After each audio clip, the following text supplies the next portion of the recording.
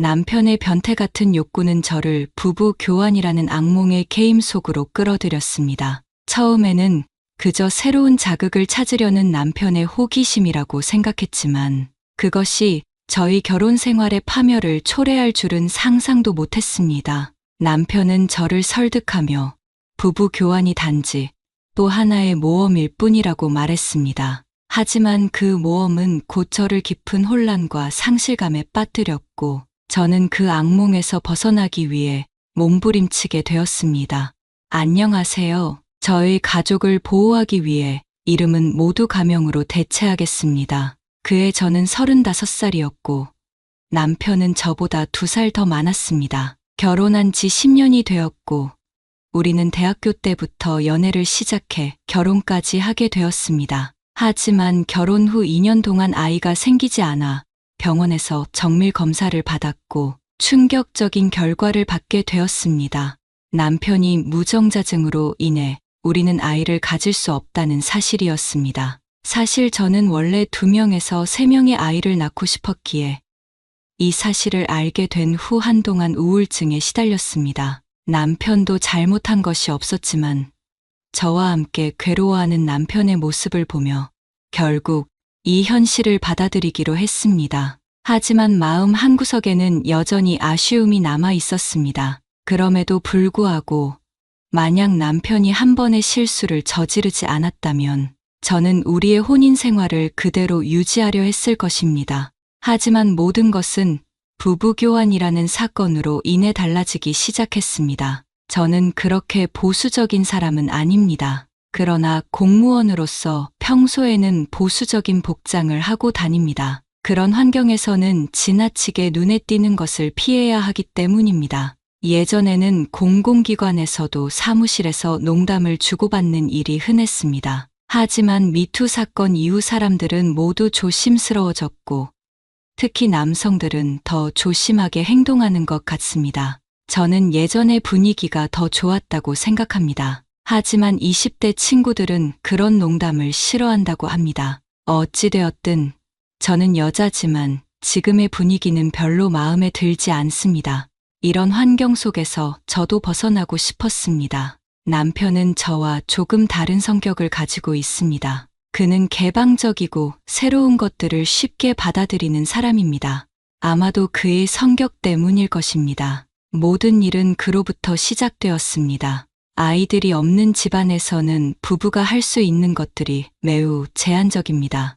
아이를 키우지 않아서 잘 모르지만 아이가 집안의 활력을 불러일으키는 것은 확실한 것 같습니다. 그래서 저는 아이가 있는 가정을 매우 부러워합니다. 우리 부부는 둘이서 즐길 수 있는 것들을 많이 시도해 보았습니다. 제가 말하는 것은 부부 간의 친밀한 관계에 관한 것입니다. 자동차에서도 야외에서도 심지어 사람들이 오가는 야영장의 텐트 속에서도 우리가 사는 아파트 계단실에서도 사람들이 상상할 수 있는 곳은 모두 해봤습니다. 심지어 일부러 인기 없는 영화를 골라 우리 둘만 있는 영화관에서도 해본 적이 있습니다. 하지만 10년이라는 시간이 흐르면서 우리 부부의 관계도 점점 흥미를 잃어갔습니다. 사실 이러한 시도들은 주로 남편이 원해서 시작된 것이었고 저는 남편의 욕구를 따르는 편이었습니다. 그러나 이제는 남편도 더 이상 자극적인 것을 찾기 어려운지 한동안 그런 시도들이 잠잠해졌습니다. 그 후 우리 부부는 한 달에 2~3번 정도만 관계를 가졌고 남편은 점점 흥미를 잃은 듯 보였습니다. 아마 결혼 생활이 길어지면서 많은 부부들이 우리와 같은 문제를 겪고 있겠지만 그것을 해결할 만병통치약은 없는 것 같습니다.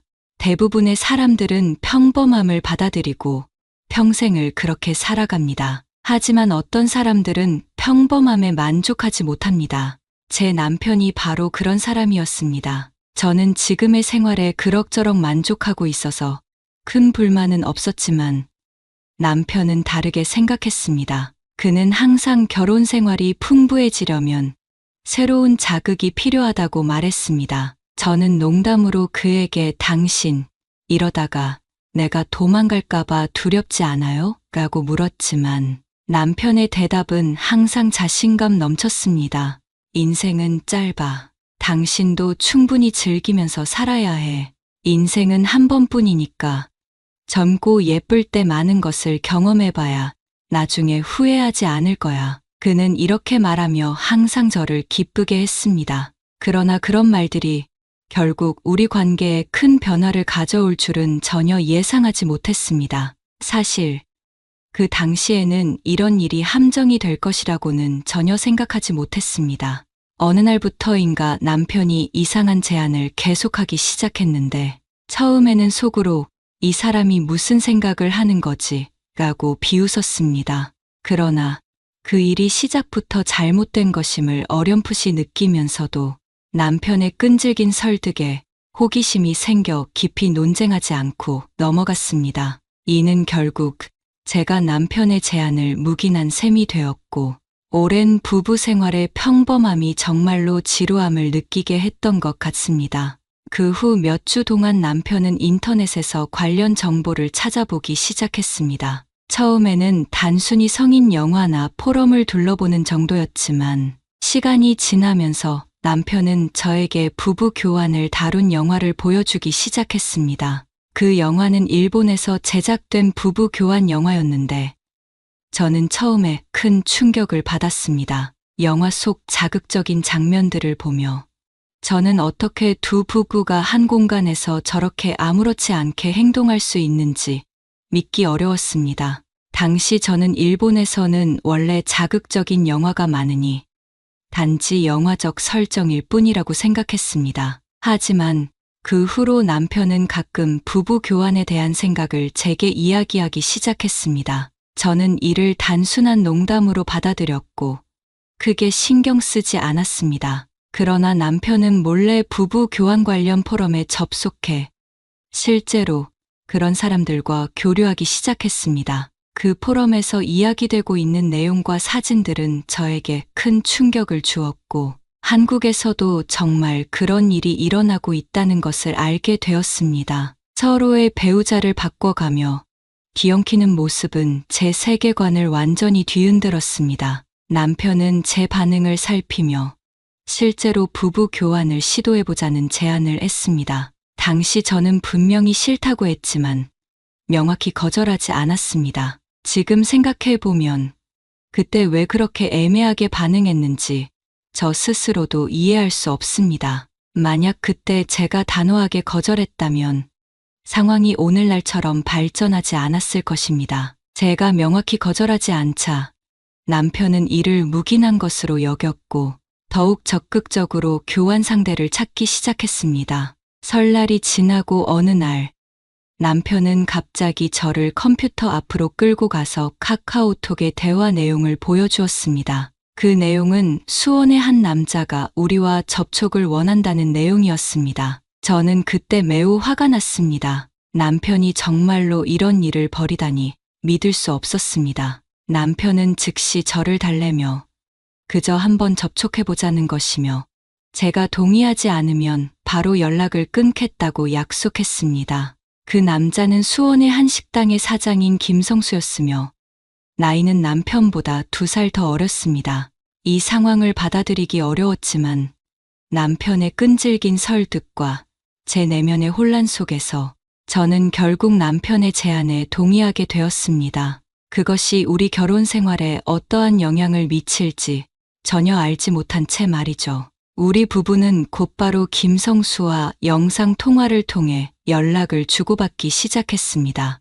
영상에서 상대방은 체격이 크고 외모는 특별히 잘생기진 않았지만 어느 정도 위험이 있어 적어도 싫지는 않았습니다. 처음에는 두 남자만 영상에 등장했고 이는 서로의 아내가 상대방을 확인할 수 있게 하기 위함이었습니다. 김성수는 남편에게 아내를 보여달라고 요청했고 남편은 저를 보며 눈짓을 보냈습니다. 저는 약간 부끄러웠지만 결국 고개를 끄덕이며 화면의 모습을 드러냈습니다. 그날 밤 남편은 제 귀에 속삭이며 너 이제 낯선 사람과 섹스를 하게 될 거야. 흥분되지 않아? 라고 말하며 격렬하게 저를 애무했습니다. 놀랍게도 저도 그 말에 흥분되기 시작했습니다. 그날 밤, 우리는 오랜만에 깊은 사랑을 나누었고, 그 여운 속에서 첫 만남을 약속하게 되었습니다. 저는 우리의 집에서 이런 일을 하는 것이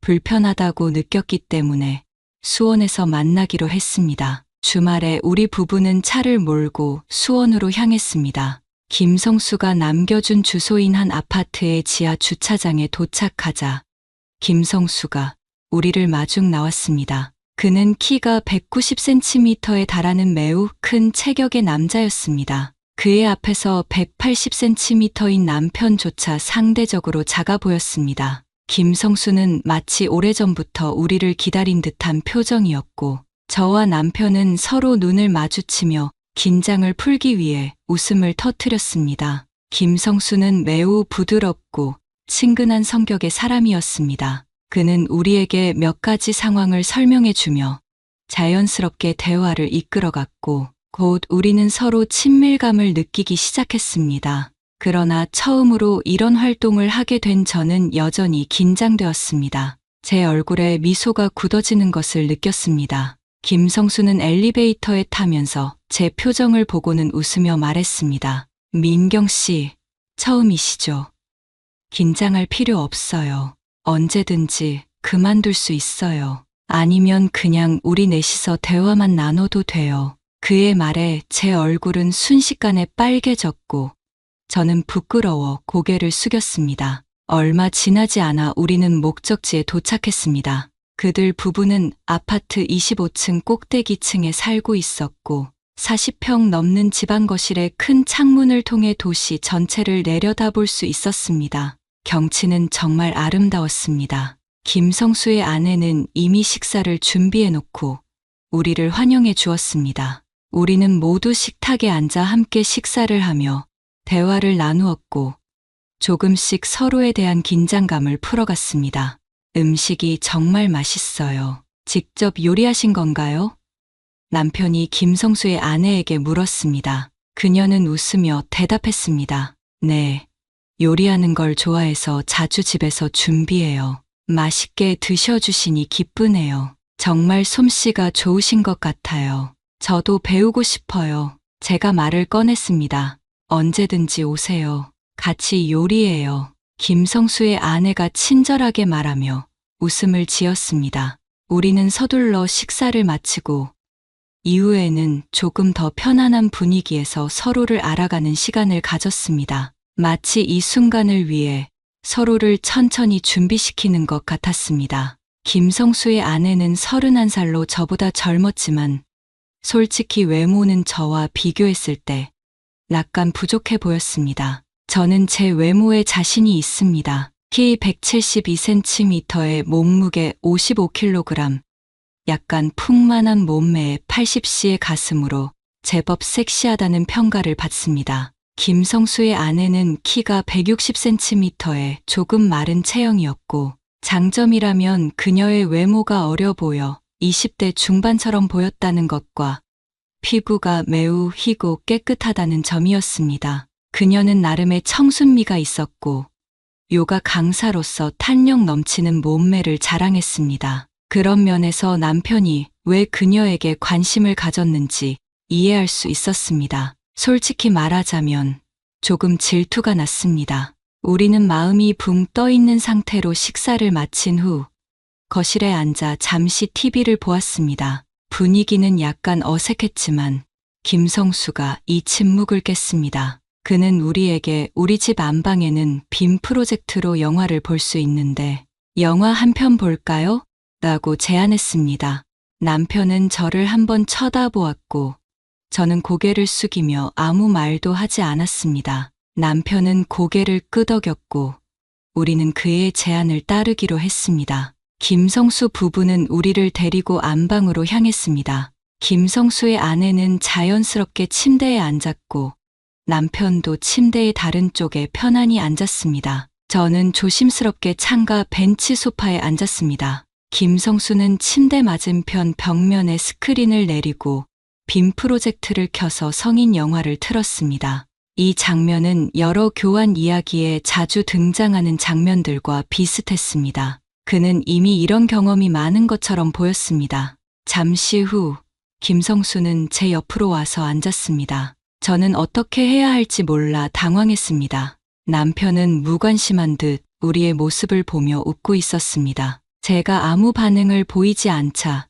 김성수는 제 허리를 감싸 안았습니다. 그의 큰 손이 제 허리를 감싸자 저는 이상하게도 몸이 약간 풀리는 느낌이 들었습니다. 김성수는 제 귀에 속삭였습니다. 민경 씨 처음 봤을 때부터 마음에 들었어요. 제 얼굴은 금세 달아올랐습니다. 김성수가 더 힘을 주자 저는 그에게 기대게 되었습니다. 남편도 그 모습을 보며 침대에 누워 김성수의 아내 옆으로 다가갔습니다. 김성수의 아내는 거부하지 않았고 남편이 그녀를 안도록 내버려 두었습니다. 잠시 후 김성수가 이제 샤워하러 가자고 제안했습니다. 남편은 동의하며 김성수의 아내와 함께 욕실로 들어갔습니다. 그들이 떠나자 저는 혼자 남겨진 듯한 느낌이 들었고 속으로 한숨을 쉬었습니다. 이 상황에서 제 머릿속에는 수많은 생각이 교차했습니다. 이것이 정말로 제가 원했던 것일까요? 아니면 남편의 바람에 따라 어쩔 수 없이 흘러가게 된 것일까요? 마음속 깊은 곳에서는 혼란이 일고 있었지만 이미 시작된 상황에서 저는 그저 앞으로 나아가는 것 외에 다른 선택이 없다는 느낌이 들었습니다. 김성수는 남편이 방을 나간 것을 확인하자마자 팔을 뻗어 저를 그의 품에 끌어안았습니다. 저는 약간 놀라며 미약한 신음소리를 냈습니다. 아마도 그가 그 소리를 저희 동의로 받아들였는지 그는 곧바로 제 입술을 덮으며 깊게 키스를 시작했습니다. 솔직히 말하자면 그는 키스 기술이 매우 뛰어난 남자였습니다. 저는 그의 키스에 놀랄 정도로 편안함을 느꼈고 우리의 혀가 엉키며 전기가 오는 듯한 느낌을 받았습니다. 김성수는 제 반응을 보고 더 적극적으로 제 몸을 탐색하기 시작했습니다. 그의 손이 옷 위로 제 풍만한 곳을 주무르기 시작하자 저희 몸은 점점 이완되었습니다. 그는 점차 제 옷을 벗기기 시작했습니다. 겨울이라 스웨터를 입고 있었기 때문에 옷을 벗기는 것이 쉽지 않았습니다. 그는 저에게 민경 씨, 옷을 벗어주세요.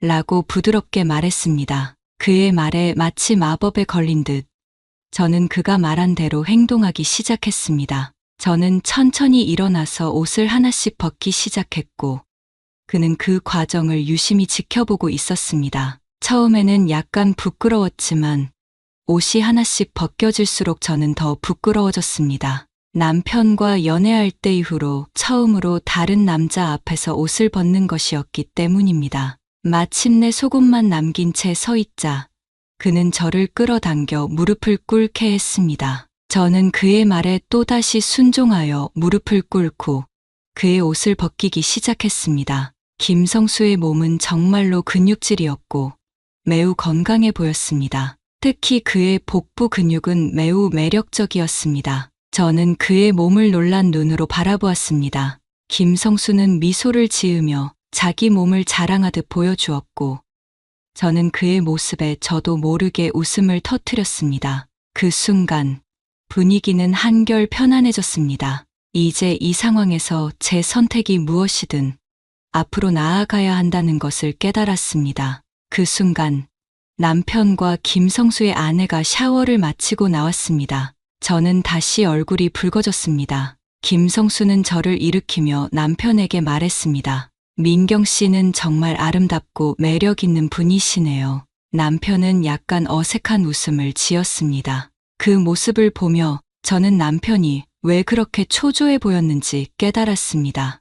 아마도 첫 번째 교환이라 매우 긴장했던 것 같습니다. 김성수는 저를 욕실로 끌고 갔고 따뜻한 물이 계속 나오고 있었습니다. 그는 제 머리끈을 풀어 제 긴 생머리가 흘러내리게 했습니다. 우리는 다시 격렬하게 키스했습니다. 이번에는 적극적으로 받아들였습니다. 제 몸은 이미 매우 민감해져 있었고 남자를 갈망하고 있었습니다. 머릿속에는 남편이 다른 여자와 관계를 할 때 어떤 모습일지에 대한 생각이 떠올랐습니다. 갑자기 질투심이 생겼습니다. 아마도 남편이 조금 전에 그녀에게만 정신을 팔았기 때문일 것입니다. 저는 완전히 무너졌습니다. 이 밤은 끝이 없는 뜨거운 밤이었습니다. 제가 이전에는 상상도 못했던 일이 마침내 벌어졌습니다. 우리는 저녁 8시부터 새벽까지 놀았습니다. 저는 완전히 지쳐 남편의 품에 안겨 잠이 들었습니다. 다행히 남편은 마지막 순간의 권리를 포기하지 않았습니다. 저는 일요일 오후 1시까지 잠을 잤습니다. 일어나 보니 그들은 이미 옷을 다 입고 거실에서 이야기를 나누고 있었습니다. 김성수의 아내는 매우 개방적이었고 끊임없이 우리에게 설명을 했습니다. 원래 1년 전부터 그들은 교환을 시작했고 이미 여러 번의 성공적인 경험이 있었다고 했습니다. 김성수는 별말 없이 옆에서 가끔 저를 쳐다보았고 그 눈빛은 저를 소름 돋게 했습니다. 저는 어제 밤의 음탕한 경험을 떠올리며 몸서리를 쳤습니다. 남편은 약간 기운이 없어 보였습니다. 그 이유는 말을 하지 않아도 알 수 있었습니다. 우리는 점심을 배달시켜 먹었고 다 먹은 후 남편이 떠나자고 했습니다. 김성수 부부는 우리를 막지 않았고 그냥 몇 마디 의례적인 말을 했습니다. 김성수는 우리를 지하주차장까지 바래다 주었습니다. 우리는 자동차 시동을 걸고 그와 인사 나누고 그곳을 떠났습니다. 집에 돌아가는 내내 남편과 거의 말을 하지 않았습니다. 집에 돌아온 후 저는 남편을 꼭 껴안고 있었고 뭔가를 잃을까봐 두려웠습니다. 이번 경험 이후 우리의 생활은 다시 정상으로 돌아갔습니다. 다만 남편은 더 이상 교환에 열중하지 않았습니다. 그러나 그는 침대에서 갑자기 매우 거칠어졌습니다. 자주 매우 거칠게 행동했습니다. 저는 그가 그때의 경험 때문에 자극을 받았다는 것을 알 수 있었습니다. 그는 종종 관계 중에 "그날 어땠어? 나보다 김성수의 것이 더 나았지.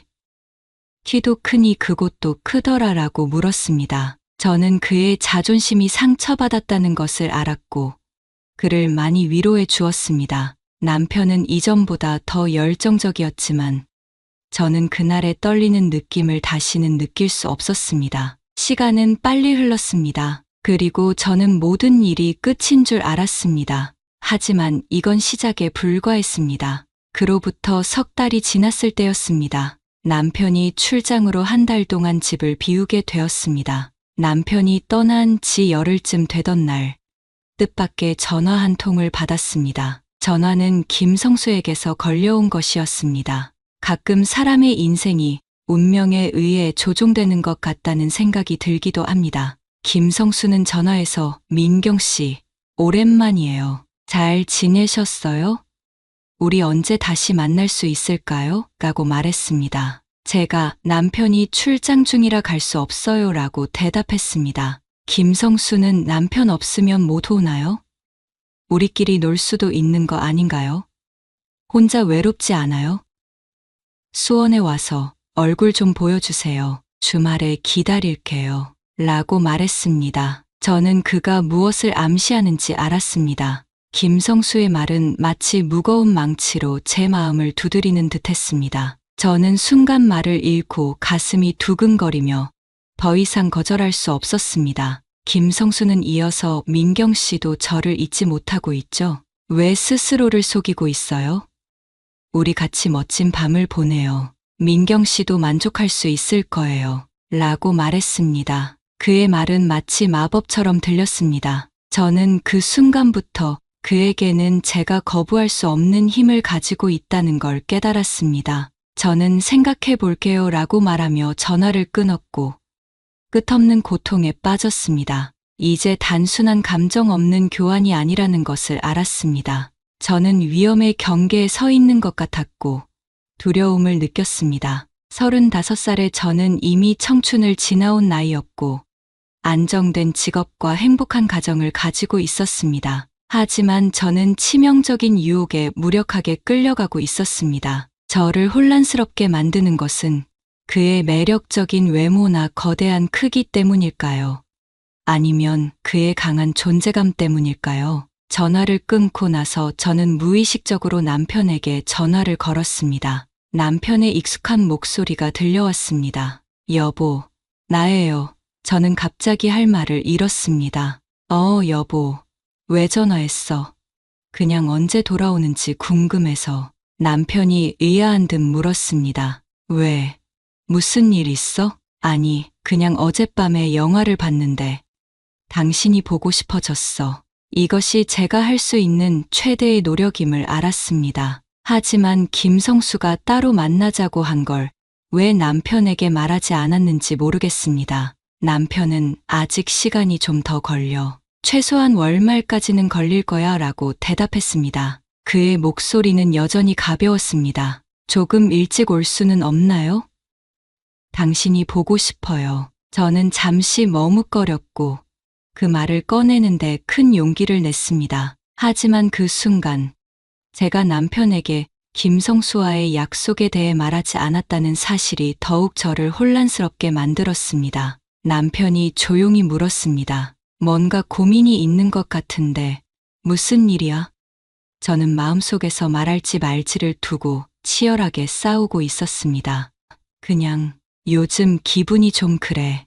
아무래도 당신이 없어서 그런가 봐. 남편은 걱정스러운 목소리로 그럼 내가 일찍 돌아가는 방법을 찾아볼게. 조금만 참아. 라고 말했습니다. 그 말에 저는 안도감을 느꼈지만 동시에 김성수와의 만남에 대한 불안감이 더욱 커졌습니다. 남편은 이어서 저녁에 다시 이야기하자. 나 회사에 들어가 봐야 해. 라고 말하고 전화를 끊었습니다. 전화 저편의 단절음을 들으면서 약간 실망스러웠습니다. 그 순간 저는 원래 김성수의 이야기를 남편에게 말하려고 했었습니다. 그러나 말하지 못한 후회감이 점점 커졌습니다. 그날 저녁 저는 남편의 전화를 기다렸습니다.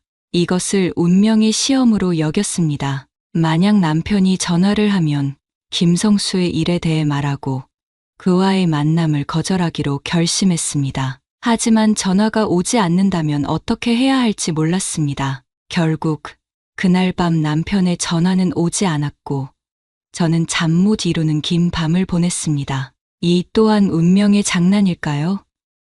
때때로 저는 운명을 믿습니다. 이틀이 더 지나고 금요일에 김성수가 다시 전화를 걸었습니다. 언제 올 수 있나요? 저는 잠시 침묵했고 그는 제 대답을 기다리고 있었습니다. 저는 전화 저편에서 자신만만한 미소를 짓고 있는 김성수를 상상했습니다. 제 고집스러운 성격이 폭발했습니다. 가지 않을 거예요. 전화 저편에서 실망스러운 목소리가 들렸습니다. 그는 더 이상 저를 유혹하지 않았고 저는 전화를 끊었습니다. 저는 안도의 한숨을 내쉬었지만 동시에 설명할 수 없는 감정이 들었습니다. 이것이 제가 할 수 있는 마지막 저항이었습니다. 그 순간 제가 아직 이런 용기를 가지고 있다는 것이 다행스럽게 느껴졌습니다. 다음 날인 토요일, 저는 이 일이 끝났다고 생각하며 혼자 쇼핑을 하고 있었습니다. 갑자기 전화가 울렸습니다. 전화를 보니 김성수였습니다. 저 서울에 있어요. 민경 씨는 어디예요? 제 심장은 두근거리기 시작했습니다. 저 지금 밖에서 쇼핑 중이에요. 남편 돌아오셨나요? 아니요. 아직 출장 중이에요. 그러면 지금 와요. 민경 씨가 너무 보고 싶어요. 저 땡땡 호텔 510호실에 있어요. 어서 와요. 기다릴게요. 그의 목소리는 단호했습니다. 저는 무언가 더 말하려고 했지만 그는 이미 전화를 끊었습니다. 순간적으로 혼란스러워졌습니다. 저는 어찌할 바를 몰랐고 제 마음은 끊임없이 갈등했습니다. 김성수의 말을 따를 것인지 아니면 지금이라도 멈출 것인지 저는 몇 번이고 스스로에게 물었습니다. 하지만 결국 저는 제 본능에 이끌려 그 호텔로 향했습니다. 제 머릿속에서는 온갖 생각들이 교차했고 발걸음은 더욱 무거워졌습니다. 호텔에 도착했을 때 저는 로비에서 잠시 멈춰섰습니다. 여기서 돌아가야 하는 걸까? 라는 생각이 들었지만 결국 엘리베이터에 올랐습니다. 5층에 도착한 저는 김성수가 말한 510호실 앞에 섰습니다. 문을 두드리려는 순간 다시 한번 망설이게 되었습니다. 하지만 이미 여기까지 온 이상 더는 돌이킬 수 없다고 느꼈습니다. 저는 조심스럽게 문을 두드렸고 곧 문이 열리면서 김성수의 얼굴이 나타났습니다. 그는 저를 보자마자 미소를 지으며 말했습니다. 오랜만이에요. 민경 씨, 들어와요. 그의 목소리는 따뜻했지만 동시에 저를 강하게 끌어당겼습니다. 저는 그의 말을 따랐고 안으로 들어갔습니다. 문이 닫히는 순간 저는 알 수 없는 두려움과 설렘에 휩싸였습니다. 김성수는 저를 소파에 앉히고 차를 한 잔 따라 주었습니다. 어떻게 지냈어요? 그는 차분한 목소리로 물었습니다. 저는 차를 마시며 그의 물음에 간단히 대답했습니다. 그냥 평범하게 지냈어요. 그는 제 얼굴을 바라보며 말했습니다. 민경 씨, 당신이 계속 생각났어요. 민경 씨도 저처럼 그때의 느낌을 잊지 못한 거죠. 그의 말에 저는 심장이 뛰기 시작했고 그와 다시 만나고 있다는 현실이 더욱 명확해졌습니다. 하지만 그 순간 남편의 얼굴이 떠올랐습니다. 이게 정말 옳은 일인가라는 의문이 머릿속을 가득 채웠습니다. 저는 김성수에게서 눈을 떼며 잠시 생각에 잠겼습니다. 김성수는 제 머뭇거리는 모습을 보고 다가와 제 손을 잡았습니다. 민경 씨, 이건 우리 둘만의 비밀이에요. 누구도 알 필요 없고 우리만 알면 돼요. 그러니까 걱정하지 마요. 그의 말은 달콤했고 저를 설득하는데 성공했습니다. 저는 그와 눈을 마주치고 조용히 고개를 끄덕였습니다. 그날 밤 저는 김성수와 함께 시간을 보냈습니다. 하지만 제 마음 한구석에는 여전히 불안과 죄책감이 남아 있었습니다. 밤은 깊어가고 저는 이 상황이 현실인지 아니면 꿈속에 있는지 혼란스러웠습니다. 하지만 저는 며칠 동안 제 마음을 짓눌렀던 돌덩이가 쑥 빠지는 듯한 시원함을 느꼈습니다. 적어도 이것은 일종의 해방 방법이라고 생각했습니다. 중간에 휴식을 취하면서 우리는 오랜 시간 동안 이야기를 나눴습니다. 교환 과정에 대해 이야기하던 중 김성수는 진지한 표정으로 말했습니다. 민경 씨가 처음에 왜 거절하지 않았는지 아세요? 사실 무의식적으로 평범한 삶에 지쳐 있었기 때문이에요. 저는 아니에요. 저는 평범한 삶에 만족할 수 있어요. 라고 말하며 그의 말을 끊었습니다. 그러나 김성수는 고개를 가로저으며 계속 말했습니다. 그건 그냥 본인이 고집을 부리고 있는 거예요. 하지만 왜 그런 무의식이 있는지 생각해 보셨어요? 그건 본인이 원래 욕망을 가진 여자이기 때문이에요. 이런 남자가 주는 즐거움이 필요하다는 거죠. 무의식은 본인이 알 수 없는 거잖아요. 그렇지 않다면 정말로 무의식일까요? 그의 말은 마치 제가 그 욕망을 받아들여야 한다고 설득하는 것 같았습니다. 그러면서 그는 이어 말했습니다. 이것이 바로 당신의 운명의 계획이라는 거예요. 그의 말에 저는 혼란스러워졌습니다. 마음속에서 누군가 정말 이것이 운명의 계획일까라고 묻고 있었습니다. 김성수는 저를 강하게 끌어안으며 부드럽게 속삭였습니다. 말 그대로 당신은 저에게 가장 섹시한 여자일 뿐만 아니라 제 운명으로 정해진 여자예요. 당신의 몸을 가장 뜨거운 열정으로 즐기게 해줄게요. 김성수의 부드러운 목소리와 숨결은 저를 완전히 녹아내리게 만들었습니다. 마음속 깊은 곳에서 그래, 이게 바로 내 운명이야 라는 생각이 들기 시작했습니다. 그날 밤 우리는 8시간 동안 거의 침대를 떠나지 않고 서로의 몸을 탐닉했습니다. 휴식 시간 외에는 끊임없이 사랑을 나누었습니다. 저는 이 무책임한 생활, 걱정 없이 사랑을 나누는 생활을 점점 좋아하게 되었고, 심지어 잠을 자는 동안에도 그의 몸을 만지작거렸습니다. 지난 30여 년간의 답답한 생활에서 벗어나 자유롭게 된 저는 이런 생활에서 매우 충만한 느낌을 받았습니다. 김성수의 넓고 단단한 가슴은 저에게 안정감을 주었고, 그것이 제가 가장 필요로 하는 것이라는 생각이 들었습니다. 저는 무의미한 일상에서 벗어나 충만한 삶을 살고 싶었습니다. 남편이 돌아오기 전까지 김성수는 주말마다 저희 집 근처에 와서 저를 불렀습니다. 심지어 평일에도 그는 운전해서 저를 만나러 왔습니다. 그는 식당 사장이었기 때문에 저보다 시간이 자유로웠습니다. 때로는 퇴근 후에, 때로는 저녁 식사 후에, 심지어는 점심시간에도 직장을 떠나 그를 만났습니다. 우리는 그의 차 안이나 사람 없는 공원에서조차 관계를 가졌습니다. 저는 마치 미친 듯이 김성수와의 만남을 갈망했습니다. 그의 존재는 제게 강렬한 열정의 상징이었고, 저는 그 열정에 완전히 사로잡혀 있었습니다. 남편이 돌아오기 전날 밤, 저는 집에 돌아가지 않았습니다. 새벽까지 이어진 김성수와의 만남에서 그는 저를 다시 한번 절정으로 이끌었습니다. 그 순간, 저는 그에게 절박하게 물었습니다. 저를 사랑하시나요? 하지만 김성수는 대답 대신 그저 미소만 지었습니다. 그 미소는 승리자의 미소였습니다. 김성수는 저와 더욱 편하게 만나기 위해 우리 집에서 조금 떨어진 곳에 작은 원룸을 임대했습니다. 그 방은 오직 우리 둘의 은밀한 만남을 위해 마련된 곳이었고, 저는 언제든 그를 만나러 갈 준비가 되어 있었습니다. 김성수가 서울에 올 때마다 저는 몇 시간 동안 자취를 감추고 그가 임대한 집으로 향했습니다. 김성수는 제가 섹시한 속옷을 입고 욕실에서 물을 맞으며 그를 기다리는 것을 특히 좋아했습니다.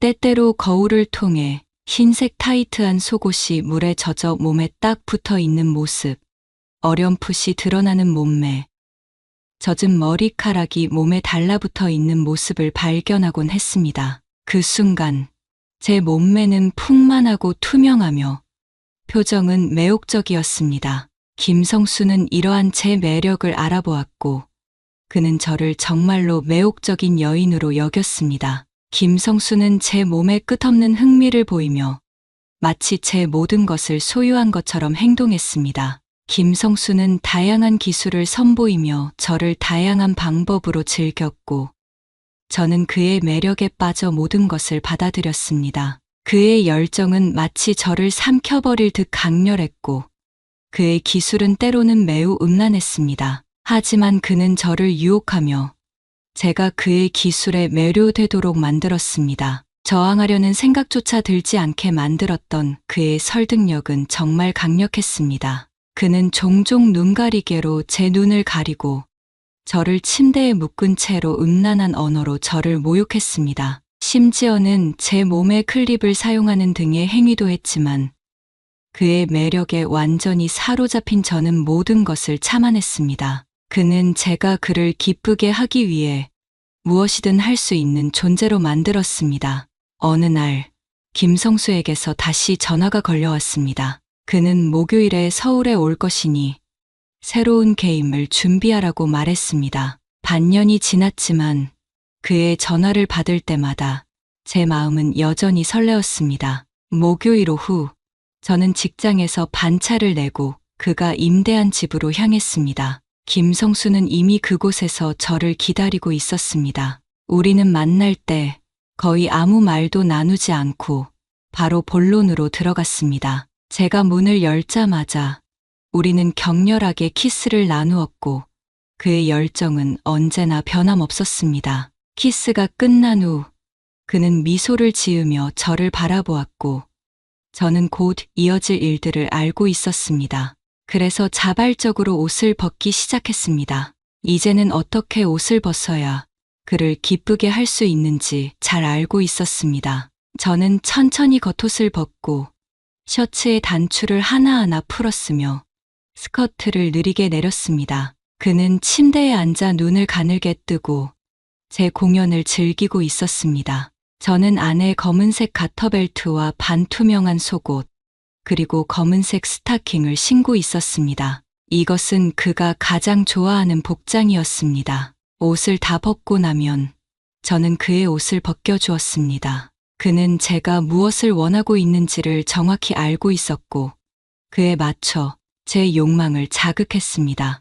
김성수와의 경험을 통해 저는 여성도 쌀 수 있다는 걸 처음 알게 되었습니다. 이 또한 김성수가 저에게 가르쳐 준 것이었고, 절정에 이르렀을 때 물이 분출되는 현상을 의미했습니다. 매번 물을 분출할 때마다 저는 설명할 수 없는 강렬한 흥분을 느꼈고, 김성수는 그럴 때마다 더욱 흥분했습니다. 그러나 김성수와의 경험 후 집에 돌아와 남편을 대면하는 것이 점점 더 어려워졌습니다. 남편과의 시간은 이제 지루하기만 했습니다. 남편은 여전히 자극적인 것을 좋아하였지만 정작 본인의 기술은 그대로였습니다. 저로서는 더 이상 만족을 할 수 없었습니다. 그럼에도 불구하고 저는 남편과의 시간에 더 열심히 임했습니다. 남편을 기쁘게 하려는 노력은 저의 죄책감에서 비롯된 것이었습니다. 반년 동안 남편은 아무런 의심도 하지 않았고,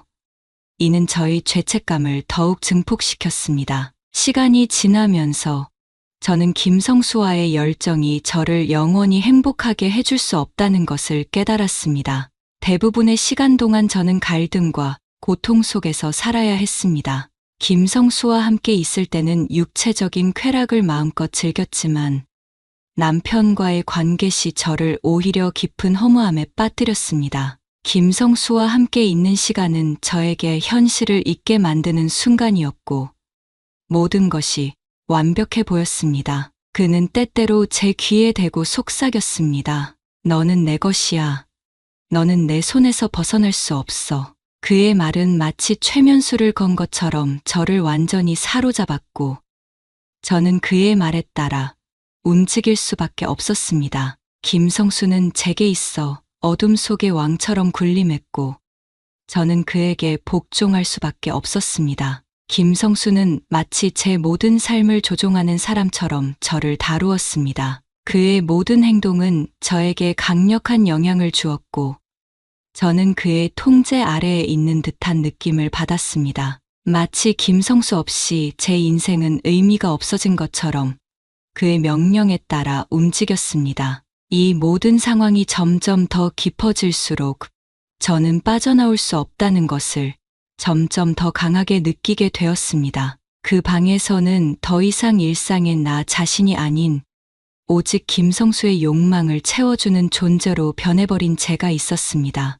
제 자신이 누구인지조차 잊게 만들었습니다. 그와 함께 있는 동안 저는 점점 제 자신을 잃어갔습니다. 오랜 시간이 지나서야 저는 김성수가 저에게 행했던 것이 가스라이팅이었다는 것을 알게 되었습니다. 그의 통제력은 저를 그에게 의지하게 만들었고, 제가 그와 함께 있지 않으면 불안함을 느끼게 했습니다. 그는 마치 저를 철저히 길들인 것처럼 제 모든 행동을 지배했습니다. 그와 함께 있을 때마다 저는 그의 손길과 명령에 따라 움직였습니다. 그가 시키는 대로 옷을 벗고 그가 원하는 대로 행동하는 것이 제게는 당연한 일이 되어버렸습니다. 김성수는 저를 완벽하게 통제하며 제가 그에게서 벗어날 수 없도록 만들었습니다. 제가 그의 손아귀에서 벗어나려는 생각조차 하지 못하게끔 그는 저의 삶을 조종했습니다.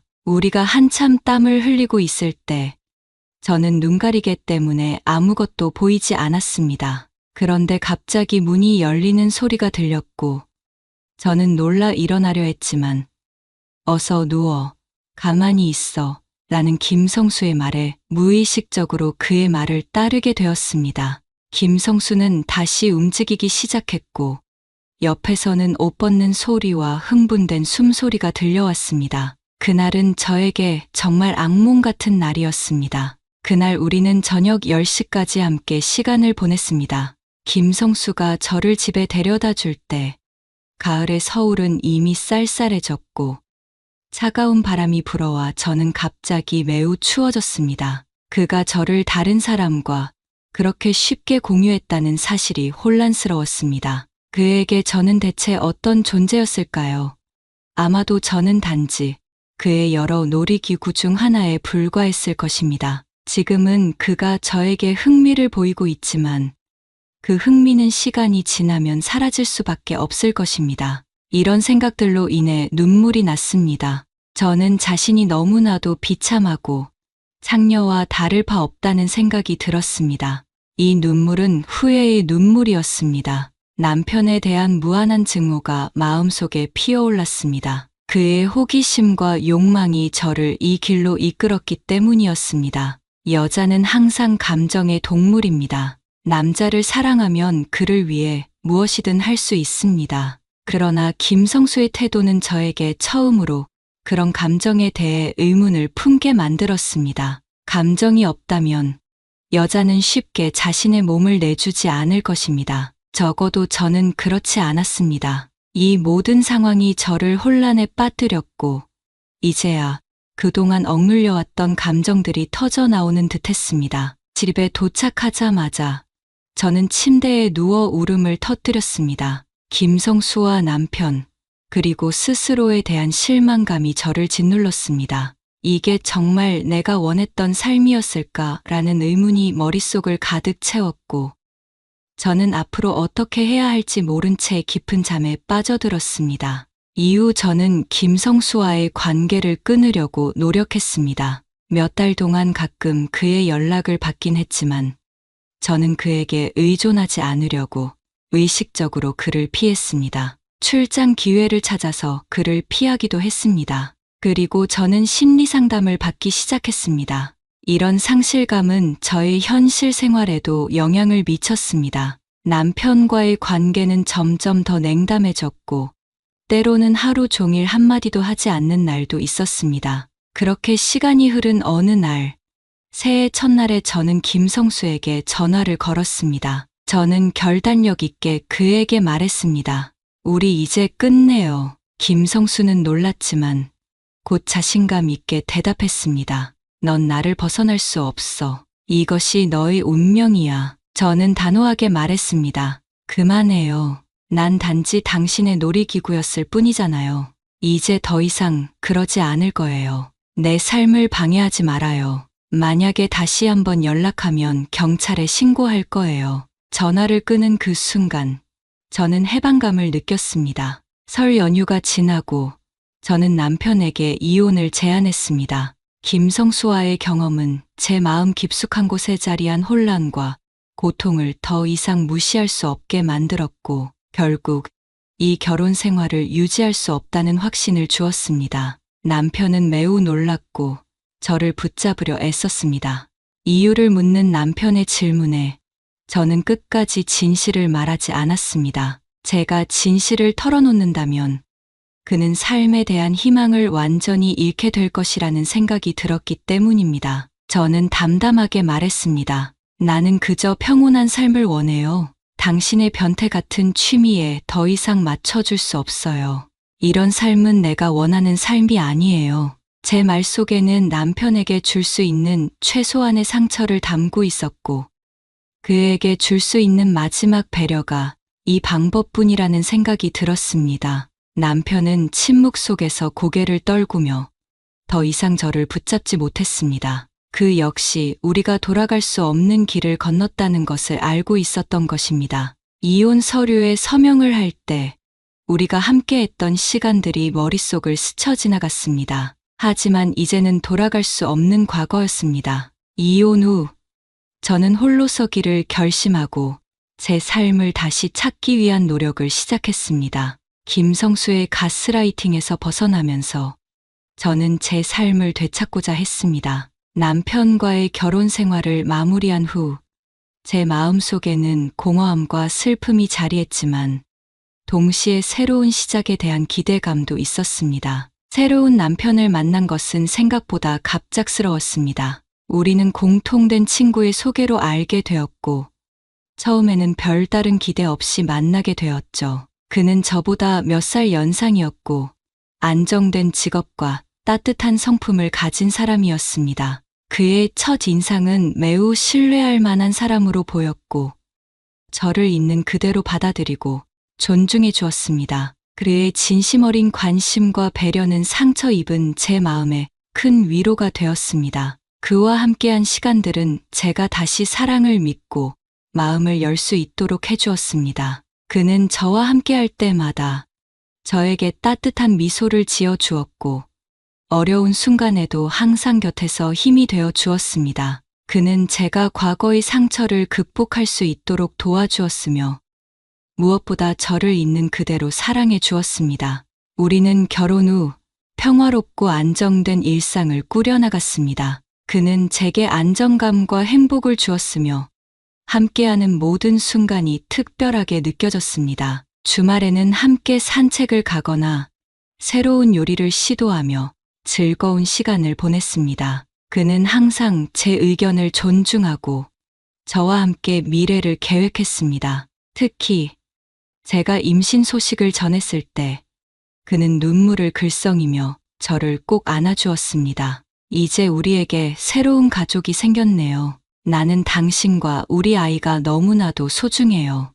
앞으로 더 행복한 가정을 만들기 위해 노력할게요. 그의 진심 어린 말에 저는 다시 한번 그에게 감사함을 느꼈습니다. 임신 이후 그는 더 적극적으로 저를 돌보며 매일 아침 따뜻한 차를 준비해주고, 퇴근 후에는 함께 태교를 위한 음악을 들으며 시간을 보냈습니다. 그는 태어날 아이를 위해 아기방을 꾸미는 것도 함께 했으며, 아이의 미래에 대한 이야기를 나누며 우리의 꿈을 함께 그려갔습니다. 이제 저는 과거의 상처를 뒤로하고 새로운 남편과 함께한 이 시간이 제 인생에서 가장 소중한 순간들임을 느낍니다. 그의 사랑과 배려 속에서 저는 다시 웃을 수 있게 되었고, 곧 태어날 우리의 아이와 함께 더 행복한 미래를 꿈꾸고 있습니다. 그와 함께하는 하루하루가 감사하고, 저는 이제 진정으로 행복하다고 말할 수 있습니다. 이런 평범하지만 따뜻한 삶이 제가 진정으로 원하는 삶입니다. 오늘의 사연은 여기까지입니다. 구독, 좋아요, 알림 설정 잊지 마세요. 더 많은 사연 올려드리겠습니다. 시청해 주셔서 감사합니다.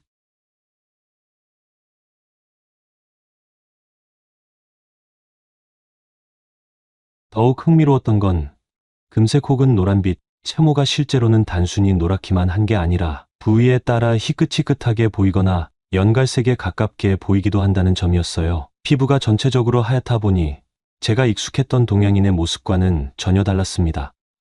특히 그녀는 종종 제게 내가 더 섬세하게 봐주면 좋겠다라며 장난스럽게 말을 걸곤 했는데, 이는 주로 제모 작업을 도와달라는 뜻이기도 했습니다. 물론 처음에는 많이 당황스러웠습니다.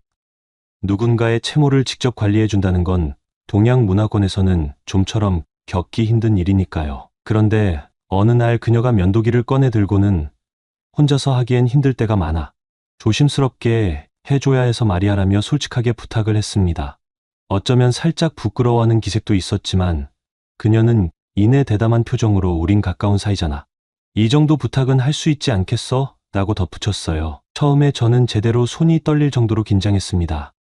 그런데 막상 해보니 그녀 역시 제게 신뢰를 보내주고 있었고, 저 또한 그녀의 체온과 피부를 자연스럽게 접하면서 더 친밀감을 느꼈습니다. 그녀의 피부는 서양인 특유의 얇고 투명해 보이는 색감이어서 면도를 하고 난 후에는 그곳이 마치 연분홍색 속살이 도드라지듯 보여 조금은 신기하게 느껴졌습니다.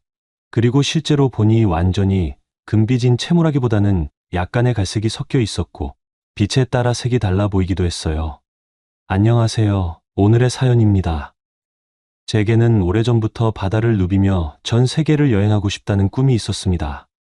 대학에서 공부를 마친 뒤 정식으로 선원 자격 시험을 통과해 해외로 진출할 수 있는 기회를 얻었죠. 2012년 무렵 저는 유럽 지중해를 운항하는 대형 크루즈 회사에 지원하여 합격했습니다. 당시 나이는 24살, 젊음과 열정으로 가득 차 있었어요. 제가 일하게 된 크루즈 선박은 이탈리아 제노바의 작은 항구에서 출발했습니다. 16층 규모의 초호화 유람선이었고 내부는 마치 현대판 타이타닉 같았죠. 카니발 분위기의 카지노와 풀장, 달리는 트랙이 있는 경마장 시뮬레이터, 수영장, 스파바, 레스토랑 등 없는 게 없었습니다. 건물로 치면 웬만한 호텔보다 더 크고 도시 하나가 떠 있는 듯한 규모였어요. 처음엔 이런 곳에서 일하다니 나는 정말 운이 좋은 사람인가 보다 하고 들떴습니다. 하지만 배에 올라 실제 생활을 시작해보니 예상과 다른 점들이 정말 많았습니다. 먼저 약 1000명이 넘는 승무원 중 한국인은 고작 4명이었습니다. 그리고 그 4명조차 서로 다른 부서에 배치되어 잘 마주치지도 못했죠.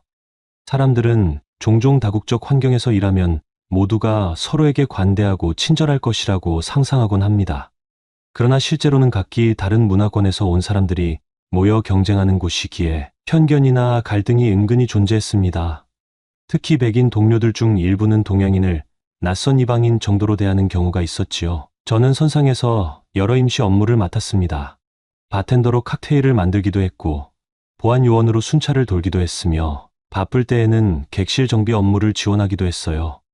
기본 급여는 약 1,500유로 정도로 한화로 따지면 200만 원 정도였습니다. 팁을 추가로 받으면 실제 수입은 더 많아지곤 했지만 배 안에서 정신없이 지내다 보면 돈을 쓸 일이 많지 않았습니다. 워낙 바쁜 일정이 반복되었으니까요. 유람선은 보통 7, 8시간 정도 항해한 뒤 관광객들이 여행할 수 있는 유명한 도시나 섬에 정박하곤 했습니다. 제노바에서 출발해 프랑스 마르세유로 가고 그 다음은 스페인의 바르셀로나로 향하는 시기입니다. 여러 국제 도시를 오가며 관광객을 만족시켜야 하다 보니 승무원들도 늘 긴장 상태였지만 동시에 꽤나 재미있는 경험도 쌓을 수 있었습니다. 그런데 크루즈 승무원 생활에는 유람선 커플이라는 독특한 문화가 있었습니다. 한번 승선하면 7, 8개월간 바다 위에서 지내야 하니 고립된 상황에서 외로움을 느끼는 사람이 많아요. 그러다 보니 같은 선내에서 연인이 생기는 일은 흔했습니다. 심지어 육지에 가족이 있는 사람들도 배 위에서는 또 다른 연애를 하곤 합니다. 계약 기간 동안은 사실상 작은 마을과 같은 선내에서 모든 생활을 해결하기 때문에 관계가 빠르게 진전될 때가 많아요. 저 역시 배에 오르기 전에는 이런 문화를 미처 몰랐습니다. 처음에는 관심도 없었어요. 난 일하고 경력 쌓고 쉬는 날에는 지중해의 아름다운 항구 도시를 구경하자라는 생각이 컸죠. 그런데 시간이 지나면서 저 스스로도 그런 분위기에 조금씩 휩쓸렸습니다. 제가 있던 팀에서는 총책임자 밑으로 여러 팀 리더가 있었습니다. 그중 한 명인 프랑스 출신의 여성 리더에 대해 처음에는 상사니까 잘 보여야지라는 마음뿐이었습니다. 그녀는 금발에 가까운 밝은 갈색 머리를 길게 닦기도 하고 때로는 세련되게 묶기도 하면서 스스로 스타일을 잘 가꾸는 사람이었어요. 키는 170cm 정도, 서양 여성 특유의 곡선이 살아있는 체형이라 주변에서도 성숙미가 있다는 평을 자주 들었습니다. 저는 그 정도로 유심히 보진 않았지만 분명 매력적인 분위기를 풍기는 사람이긴 했습니다. 그녀는 의외로 호기심이 많았고 특히 동양 문화나 언어에 깊은 흥미를 보였어요. 처음에는 업무상 대화를 나누다가 어느 순간부터 제게 한국어는 어떤 식으로 인사를 하느냐, 한국의 바다는 어떤 느낌이냐 같은 질문을 하더군요. 영어로 대화하면서 자연스럽게 가까워졌습니다. 그러다 보니 점차 일 아닌 사적인 얘기까지 섞여들었고 주말에 시간 나면 선내 카페테리아에서 같이 커피 마실래? 라는 제안을 그녀가 먼저 해왔습니다. 당시 저는 또래에 비해 키도 크고 대학에서 꾸준히 운동해서 체격도 나쁘지 않았습니다. 그녀가 말하기를 유럽의 백인들도 덩치가 크긴 하지만 동양인 중에서도 내가 꽤 길쭉하고 잘 다듬어져 있어서 궁금했다고 했습니다. 일종의 이국적 매력 같은 것을 느꼈다는 이야기도 했죠. 저는 어딜 가든 동양인이라는 정체성 때문에 호기심 섞인 시선을 받았는데 처음에는 살짝 불편했으나 점차 스스로를 색다른 존재감으로 받아들이게 되었습니다. 그렇게 서로에게 호감이 쌓이던 중 유람선의 특성상 일과 휴식 공간이 매우 가까이 있다 보니 어느새 둘만의 시간이 자주 만들어졌습니다. 특히 배가 항구에 정박하고 승객들이 모두 도시 투어를 나가거나 각자 레스토랑으로 흩어질 때 승무원 중 일부는 교대 근무로 짬을 낼 수 있거든요. 그럴 때 그녀는 가끔 저를 불러 도시 구경 같이 가자고 했습니다. 육지에 가족이 있다는 사실도 알고 있었지만 사실 배 위의 대부분 승무원들이 어느 정도는 그러한 이중 생활을 한다는 점을 익히 들었기에 크게 놀라진 않았습니다. 저와 그녀 사이의 감정은 생각보다 빨리 깊어졌습니다. 팀 리더로서 강인하고 에너지 넘치는 면모를 지닌 그녀였지만 개인적으로는 외로움을 많이 타는 성격이기도 했습니다. 저는 아직 20대 초중반의 혈기왕성한 시기였고 낯선 환경에 대한 설렘도 컸죠. 어찌 보면 서로의 공허함을 일시적으로 채워주는 동반자가 되어 주었던 겁니다. 선내 생활에서 일과가 끝나면 우리는 종종 배의 상층부에 있는 라운지나 조용한 통로를 산책했습니다. 지중해 위로 펼쳐진 밤바다를 바라보면서 서로에 대해 조금씩 더 알아갔죠. 그녀는 종종 프랑스어를 가르쳐 주기도 하고 제게 발음이 어색하다며 장난스럽게 손바닥으로 팔을 툭 치며 웃었습니다. 그런 소소한 스킨십도 두근거렸어요. 사적으로 함께하는 시간이 늘어나면서 자연스럽게 서로의 몸에 조금씩 더 가까워졌습니다. 처음으로 둘만의 개인 공간에서 함께한 날을 잊을 수 없습니다. 승무원 전용 휴게 구역 중 하나인 조그만 라운지에서 차를 마시다 이윽고 그녀가 손을 잡아 이끌더니 배의 객실 중 팀 리더들이 쓰는 좀 더 넓은 단독 객실로 저를 안내했어요. 당시 저는 낯선 나라, 낯선 상황에서 가슴이 뛰는 걸 감추기 어려웠습니다. 그리고 이미 크루즈 안에서는 연인이 생기면 자연스럽게 서로의 방에 드나들곤 한다는 이야기를 들었으니 이 흐름이 굉장히 자연스럽게 느껴졌습니다. 문을 닫고 나서야 저는 그녀가 보여주는 또 다른 면모를 마주하게 되었습니다. 평소에는 일에 엄격하고 능숙한 리더였지만 사적인 공간에서는 훨씬 부드럽고 감각적인 여성이 되었어요. 나는 내가 궁금해라며 가벼운 포옹에서 시작해 점점 서로의 체온을 느끼게 되었죠. 그녀가 말했어요. 사실 배 안에서 여러 나라 남자들과 가깝게 지내본 적도 있는데 동양인과는 제대로 된 만남이 처음이야. 내가 새롭고 흥미롭고 그래서 좋다. 그 말이 제게 묘한 자극이 되었습니다. 저도 서양 여성과 이렇게 사적으로 가까워진 것은 처음이었으니 모든 것이 낯설고 동시에 흥미로웠습니다. 그녀가 웃으면서 내가 알려줄 게 많을 거야 라고 말했을 때 저는 이미 은근한 설렘과 긴장감으로 가슴이 두근거렸습니다. 서로 옷깃에 손을 얹고 자연스럽게 몸을 맞대는 순간 그녀의 채취와 부드러운 머릿결 그리고 노르스름한 살결이 강렬하게 느껴졌습니다. 동양권에서 흔히 보던 체형이나 피부톤과 달랐고 무엇보다 어딘가 모르게 대담함이 녹아 있었습니다. 프랑스 여성들은 사랑 표현에 솔직하다는 말을 들은 적이 있는데 실제로 그녀는 그런 기질이 꽤 분명히 드러났어요. 사실 서양인 여성, 특히 금발이라고 불리는 사람들 중에서도 천연 금발인 경우는 생각보다 많지 않았습니다. 그녀 또한 원래는 밝은 갈색 머리였지만 일정 주기로 뿌리 염색을 해 주어야만 금발 이미지를 유지할 수 있었죠. 몸의 채모 역시 비슷했습니다. 동양에서 자라온 제 시선에는 팔과 다리를 비롯해 몸 곳곳에 자라는 밝은 색의 채모가 꽤 인상적으로 다가왔어요. 가까워지고 나서야 알게 된 사실이지만 그녀는 나는 털이 좀 많아서 번거롭지만 어쩔 수 없지라며 웃어넘기기도 했습니다. 더욱 흥미로웠던 건 금색 혹은 노란빛 채모가 실제로는 단순히 노랗기만 한 게 아니라 부위에 따라 희끗희끗하게 보이거나 연갈색에 가깝게 보이기도 한다는 점이었어요. 피부가 전체적으로 하얗다 보니 제가 익숙했던 동양인의 모습과는 전혀 달랐습니다. 특히 그녀는 종종 제게 내가 더 섬세하게 봐주면 좋겠다라며 장난스럽게 말을 걸곤 했는데 이는 주로 제모 작업을 도와달라는 뜻이기도 했습니다. 물론 처음에는 많이 당황스러웠습니다. 누군가의 채모를 직접 관리해준다는 건 동양 문화권에서는 좀처럼 겪기 힘든 일이니까요. 그런데 어느 날 그녀가 면도기를 꺼내 들고는 혼자서 하기엔 힘들 때가 많아 조심스럽게 애줘야 해서 말이야라며 솔직하게 부탁을 했습니다. 어쩌면 살짝 부끄러워하는 기색도 있었지만 그녀는 이내 대담한 표정으로 우린 가까운 사이잖아. 이 정도 부탁은 할 수 있지 않겠어? 라고 덧붙였어요. 처음에 저는 제대로 손이 떨릴 정도로 긴장했습니다. 그런데 막상 해보니 그녀 역시 제게 신뢰를 보내주고 있었고 저 또한 그녀의 체온과 피부를 자연스럽게 접하면서 더 친밀감을 느꼈습니다. 그녀의 피부는 서양인 특유의 얇고 투명해 보이는 색감이어서 면도를 하고 난 후에는 그곳이 마치 연분홍색 속살이 도드라지듯 보여 조금은 신기하게 느껴졌습니다. 그리고 실제로 보니 완전히 금빛인 채모라기보다는 약간의 갈색이 섞여 있었고 빛에 따라 색이 달라 보이기도 했어요. 당시 20대 초반이었던 제게 이 모든 과정은 새로운 세계를 들여다보는 듯한 경험이었습니다. 서로를 돌보듯이 세심한 과정을 함께하다 보니 일종의 일상 속에서 자연스럽게 쌓이는 친밀감을 얻을 수 있었습니다. 동양권에서 흔히 할 수 없는 개인적인 부탁이었기에 그만큼 제가 그녀와 허물없이 가까워졌다는 증거이기도 했죠. 그녀는 면도가 끝나면 와, 훨씬 깔끔해졌어. 고마워, 라며 환히 웃었는데 그 미소를 볼 때마다 저도 모르게 마음이 뿌듯해졌습니다. 또 한편으로는 서양인의 체형과 몸매가 건강미 넘치고 매력적이라는 점에 놀랐지만 그만큼 관리해야 할 것도 많다는 사실을 직접 체감하기도 했습니다. 그렇게 서로의 다른 문화를 배우고 또 사소한 부분을 돌봐주는 과정에서 우리는 더욱 유대감이 깊어졌습니다. 자연스럽게 서로를 탐색하는 와중에 그녀는 제가 모르는 여러 가지 성적인 즐거움에 대해 설명하거나 보여주었습니다.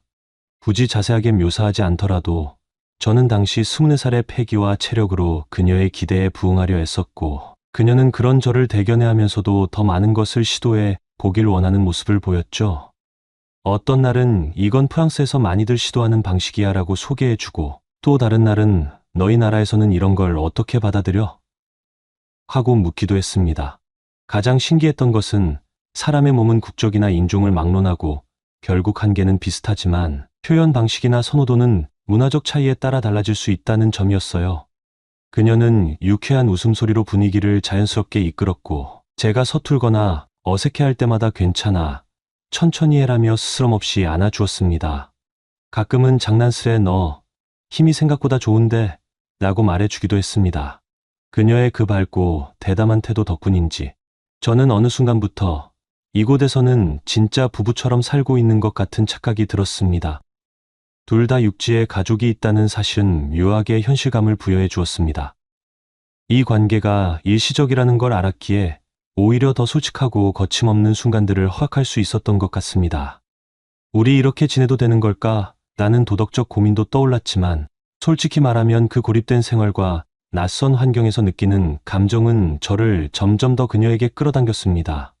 그녀는 크루즈가 도시마다 정박할 때마다 저를 데리고 여기저기를 돌아다녔습니다. 프랑스 마르세유에 내렸을 때는 구시가지 골목을 거닐며 작은 카페에 들어가 프랑스식 커피와 디저트를 소개해 주었어요. 너는 이런 거 처음 먹어보지? 라며 밝게 웃는 모습에 저는 매번 새로운 문화를 접하는 것 같아 재미있었죠.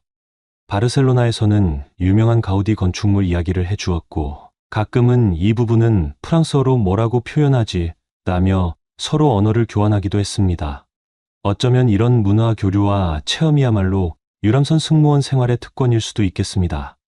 실제로 저는 그녀 덕분에 업무 외에도 프랑스어와 프랑스식 매너, 그리고 다양한 음식 문화를 짧은 시간에 배울 수 있었습니다. 반대로 그녀는 제게 한국어 인사를 배우고 한국의 바다 풍경에 대해 들으며 언젠가 한국에도 가보고 싶다고 말하곤 했습니다. 그러나 항상 달콤한 순간만 있었던 것은 아닙니다. 크루즈 안에는 수많은 승무원이 뒤섞여 있다 보니 서로의 관계에 대해 수군대는 시선이 생기기도 했습니다. 프랑스 팀 리더가 아시아 남자를 데리고 다닌다는 식의 뒷말이 들려왔고, 저 역시 때로는 백인 동료들에게서 미묘한 질투나 견제의 눈빛을 느낄 때도 있었습니다. 한 번은 제가 바텐더 업무를 마치고 뒷정리를 하는데 동료 한 명이 다가와 저 여자는 원래 그래, 전에 이탈리아 출신 남자랑도 그랬어라는 말을 하더군요. 저는 애써 무시했지만 속으로는 흔들리는 감정이 있었죠. 나는 단지 일시적인 대체품일 뿐인가 라는 생각이 스쳤거든요. 하지만 곧 이 선내 생활이 영구적이지 않다는 걸 다시금 되새겼습니다. 저도 마찬가지로 한국에 돌아가면 또 다른 삶을 살 것이고, 그녀도 파리에 있는 가족에게 돌아가야 하겠죠. 그런 복잡한 생각들이 들수록 오히려 우리는 매 순간을 더 진하게 즐기게 되었습니다. 언젠가는 끝날 인연이라면 지금 이 순간의 소중함을 놓치지 말자는 마음이랄까요. 그 후로 몇 달간 저는 크루즈에서 할당된 계약 기간 동안 그녀와 사실상 부부처럼 지냈습니다. 선상에서 함께 식사할 때면 꼭 옆자리에 앉았고, 휴식 시간이 겹칠 때면 함께 라운지나 데크에 가서 커피를 마시거나 바다 위의 석양을 바라보았습니다. 서로의 나라 이야기, 미래에 대한 고민, 과거의 추억을 공유하면서 감정적으로도 상당히 가까워졌어요. 성적인 교감 역시 깊어졌습니다. 그녀가 나는 솔직하게 표현하는 걸 좋아해. 내가 내게 원하는 게 있다면 스스럼 없이 말해줬으면 해라고 했을 때 저는 처음으로 파트너와 충분히 대화하며 서로의 욕구를 확인하는 경험을 했습니다. 이전까지의 연애의 관계에서는 부끄럽거나 민망하다는 이유로 솔직하게 말하지 못했던 부분들이 있거든요. 그러나 그녀는 자신감 넘치고 상대를 배려하면서도 서슴없이 욕망을 표현하는 타입이었습니다. 그 태도가 저에게도 큰 영향을 미쳤고 자연스럽게 제 생각을 드러내는 법을 배웠습니다.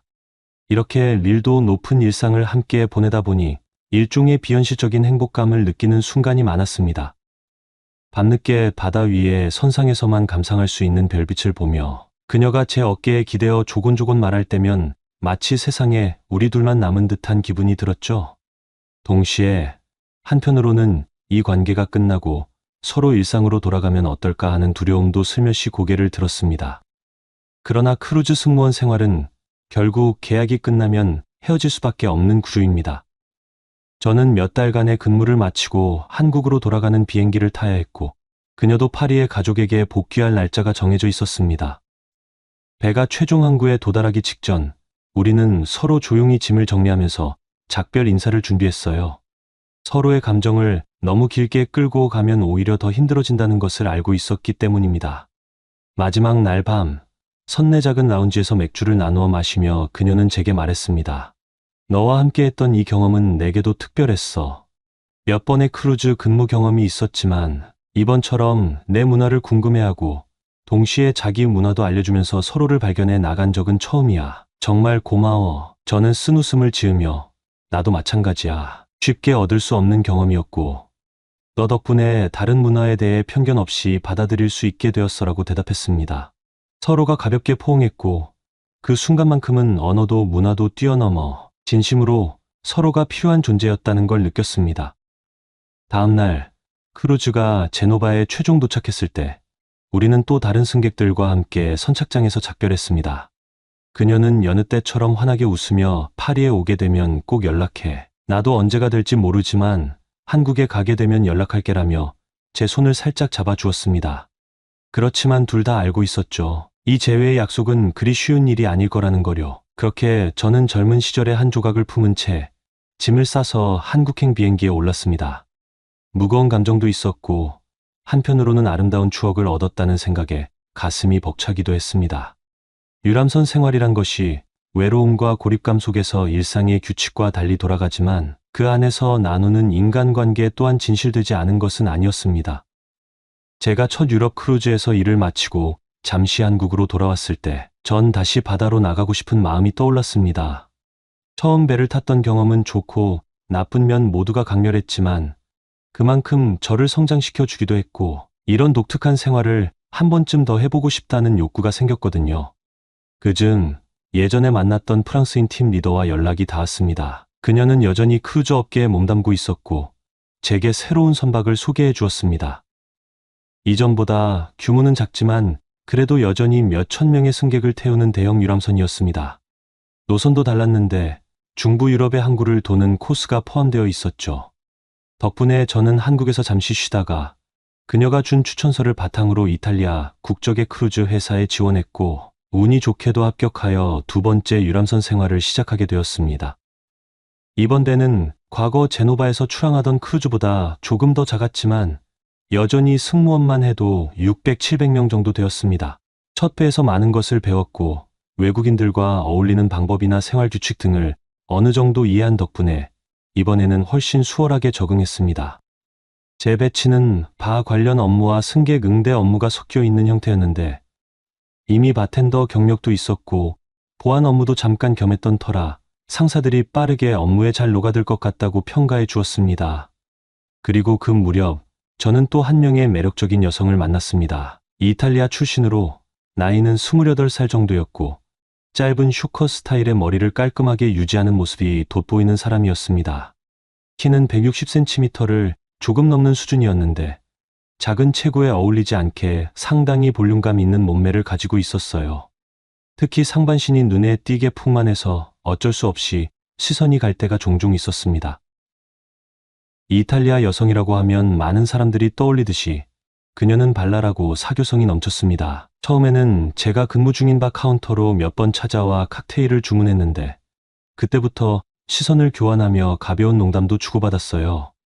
그녀가 영어를 유창하게 구사하기도 해서 큰 어려움 없이 대화가 가능했습니다. 그러다 어느 날 그녀가 먼저 저에게 말을 걸었습니다. 나 이번에 휴식 시간에 배 뒤쪽 라운지 가려고 하는데 혹시 시간 되면 같이 갈래? 예전 크루즈에서의 경험 덕분에 저는 이제 이런 선상 생활의 암묵적 규칙을 익히 알고 있었습니다. 휴게 공간에서 둘만이 커피나 맥주를 함께 한다는 건 일단 사적인 호감이 있다는 사인이기도 했거든요. 그래서 저는 망설임 없이 좋지, 같이 가자고 답했고, 그 뒤로 우리는 짧은 시간 동안 급속도로 가까워졌습니다. 이탈리아 출신인 그녀는 성격이 매우 직접적이고 열정적이었습니다. 낯선 사람에 대해 호기심을 갖고 파고드는 것도 특징이었는데, 제가 한국인이라는 점에서 더욱 흥미롭게 생각하는 것 같았습니다. 한국 음식 좋아해? 라든지 케이팝은 잘 모르지만 한번 들어보고 싶다 같은 질문들이 오가며 대화를 쌓던 중 우리는 서로의 가치관과 취향, 취미 같은 이야기도 조금씩 나누게 되었습니다. 그렇게 호감을 키워가던 중 어느 날 그녀가 제게 솔직하게 말했습니다. 나 배에서 7, 8개월 동안 지내는데 솔직히 외로울 때가 많아. 서로 잘 통하는 사람을 찾으면 가볍게라도 사귀는 게 여기선 흔하잖아. 내가 괜찮다면 우리도 그런 파트너처럼 지내보는 건 어때? 처음 듣는 말은 아니었습니다. 전에도 유람선 커플 문화에 대해 익숙했고, 이전 프랑스인 팀 리더와 비슷한 경험을 한 적도 있으니까요. 그래서 저는 서둘러 도덕적 판단을 내리기보다는 서로가 원하는 것을 존중하려고 했습니다. 배 안에서 잠시지만 부부처럼 살 수 있다는 것은 고립감을 덜어주고 심리적으로도 안정을 찾게 해주거든요. 저 또한 그녀에 대해 호감이 있었고 그날 이후 우리는 자연스럽게 선상 연인이 되었습니다. 얼마 지나지 않아 우리는 함께 쉬는 시간이 겹칠 때마다 같은 식당에 가서 식사를 하거나 선내 상층부의 오픈데크에서 밤바다를 구경했습니다. 그리고 크루즈 내에서 정비 상태가 좋은 객실 중 하나를 그녀가 배정받았는데 개인실은 아니었지만 룸메이트가 휴가를 나간 기간 동안은 사실상 독방처럼 쓸 수 있는 상황이었습니다. 그때부터 본격적으로 더 깊은 관계로 발전하게 되었죠. 그녀의 방에 처음 초대받았을 때 저는 설렘과 동시에 약간의 긴장을 느꼈습니다. 그러나 이미 한 차례의 선상 연애를 경험해봤기에 그 감정은 이전보다는 훨씬 순수한 기대에 가까웠습니다. 그녀가 방문을 열어주며 웃었고 작은 냉장고에서 맥주를 꺼내 주었습니다. 맥주를 한 모금 마시고 우리는 담소를 나누다 자연스럽게 서로의 손을 맞잡았습니다. 가까이 앉아 그녀의 어깨에 살짝 손을 두르자 그녀는 전혀 거리낌 없는 태도로 제 품에 안겼습니다. 동양 남성에 대한 호기심을 표시하며 확실히 체형이 날렵한 느낌이 있는데 근육은 다부지게 단련되어 있네라며 제 팔이나 어깨를 만져보기도 했습니다. 저도 그녀의 작은 체구지만 풍만한 곡선을 느끼면서 말로만 듣던 이탈리아 여성의 매력이 이런 것이구나 하고 새삼 깨달았습니다. 처음 서로를 탐색하던 순간부터 그 긴장감은 생각보다 빠르게 뜨거워졌어요. 그녀는 나이를 먹은 적이 별로 없다고 농담을 했지만 실제로는 28이라는 나이가 주는 성숙함과 동시에 20대 특유의 탄력을 함께 갖고 있었습니다. 슈컷 머리 덕분에 귀나 목덜미가 드러나 그 부근에 가볍게 입 맞추었을 때 그녀가 크게 소리를 내지 않으려 애쓰면서도 몸이 떨리는 것을 느낄 수 있었습니다. 이런 모습은 처음이지 라고 웃으면서 물어보는데 사실 저도 어쩐지 낯설면서 매혹적이었어요. 그녀는 겉으로는 쾌활하게 보이지만 사적인 순간에는 훨씬 차분하고 진지하게 감정을 표현했습니다. 우리는 서로 옷깃을 살짝 걷기고 맨살을 부드럽게 확인하는 과정을 즐겼습니다. 예전에 만났던 프랑스 여성은 금발의 채모가 연한 편이었다면 이탈리아 여성인 그녀는 또 다른 특징을 갖고 있었어요. 피부가 좀 더 올리브 톤이고 머리색도 짙은 갈색이라 채모 또한 비슷한 톤이었습니다. 하지만 크게 진하지는 않아서 전반적으로 깔끔해 보였습니다. 가슴 부분은 그녀도 꽤나 자랑스러워할 만큼 풍만했는데 작은 체구와 대비되다 보니 확실히 시각적으로도 독특했습니다. 서로를 안고 쓰다듬다 보면 자연스럽게 상대방의 뜨거운 숨소리가 느낌으로 와닿죠. 지나치게 세세한 행위를 묘사하진 않겠지만 우리는 그날 밤을 시작으로 선상에서만의 자유로운 교감을 차근차근 나누었습니다. 그녀는 밝고 솔직했습니다. 내가 좋아하는 거 있으면 말해줘. 난 서로 솔직하게 얘기해야 재미있다고 생각해. 라고 말하곤 했습니다. 저도 이런 대화를 나누다 보니 편해졌고 때로는 제가 먼저 그녀에게 여기를 좀 더 천천히 만져주면 좋겠어처럼 요청할 때도 있었습니다. 이런 상호 소통이 오히려 둘 사이를 더욱 끈끈하게 만들더군요. 그리고 무엇보다 우리는 둘 다 성인으로서 충분히 합의하고 서로가 원해서 진행된 관계였기에 큰 죄책감 없이 배 안에서 부부처럼 지낼 수 있었습니다. 하지만 좋기만 했던 것도 아닙니다. 다른 유람선과 마찬가지로 이곳도 여러 국적의 승무원들이 한데 모여 있었습니다. 특히 이탈리아 국적의 승무원이 많다 보니 그들끼리 친밀하게 뭉치는 경향이 강했습니다. 그러다 보니 제가 이탈리아 여성을 차지했다는 사실을 탐탁지 않게 여기는 남성들이 생겨났습니다. 그중 하나가 바로 이탈리아 남성 승무원 중에서도 리더급 위치에 있는 A라는 인물이었습니다. 키가 크고 외모도 나쁘지 않아서 주변에서 꽤 인기가 많다는 소리를 들었던 사람입니다. 그는 제게 직접적으로 적대감을 표출하진 않았지만 곧 알 수 있었습니다. 왜냐하면 그가 저와 가까운 공간에서 일을 해야 할 때마다 일부러 말을 걸지도 않고 제가 건네는 인사조차 받지 않는 일이 잦아졌기 때문이죠. 처음에는 저 사람이 굳이 나를 싫어할 이유가 있을까 하고 생각했지만 곧 그녀를 통해 이야기를 전해 들었습니다. A가 이전부터 그녀에게 호감을 표현했는데 그녀가 관심을 보이지 않자 약간 앙심을 품고 있었다는 겁니다. 게다가 그녀가 오히려 동양 남자인 저를 선택했으니 자존심이 상할 대로 상했다고요. 이후부터 그는 은근한 방식으로 저를 왕따 비슷하게 몰거나 작은 업무 실수를 크게 부풀려 말하는 식으로 괴롭혔습니다. 예를 들어 제가 바에서 칵테일 재료를 바꾸려면 승인 도장이 필요했는데 서명해줘야 할 사람이 바로 A였습니다. 그런데 그가 서류를 일부러 지연시키거나 상부에 그가 제대로 일 처리 못했다고 보고해버리는 식이었어요. 제가 변명할 틈도 없이 일방적으로 꼬투리를 잡히는 경우가 많았습니다.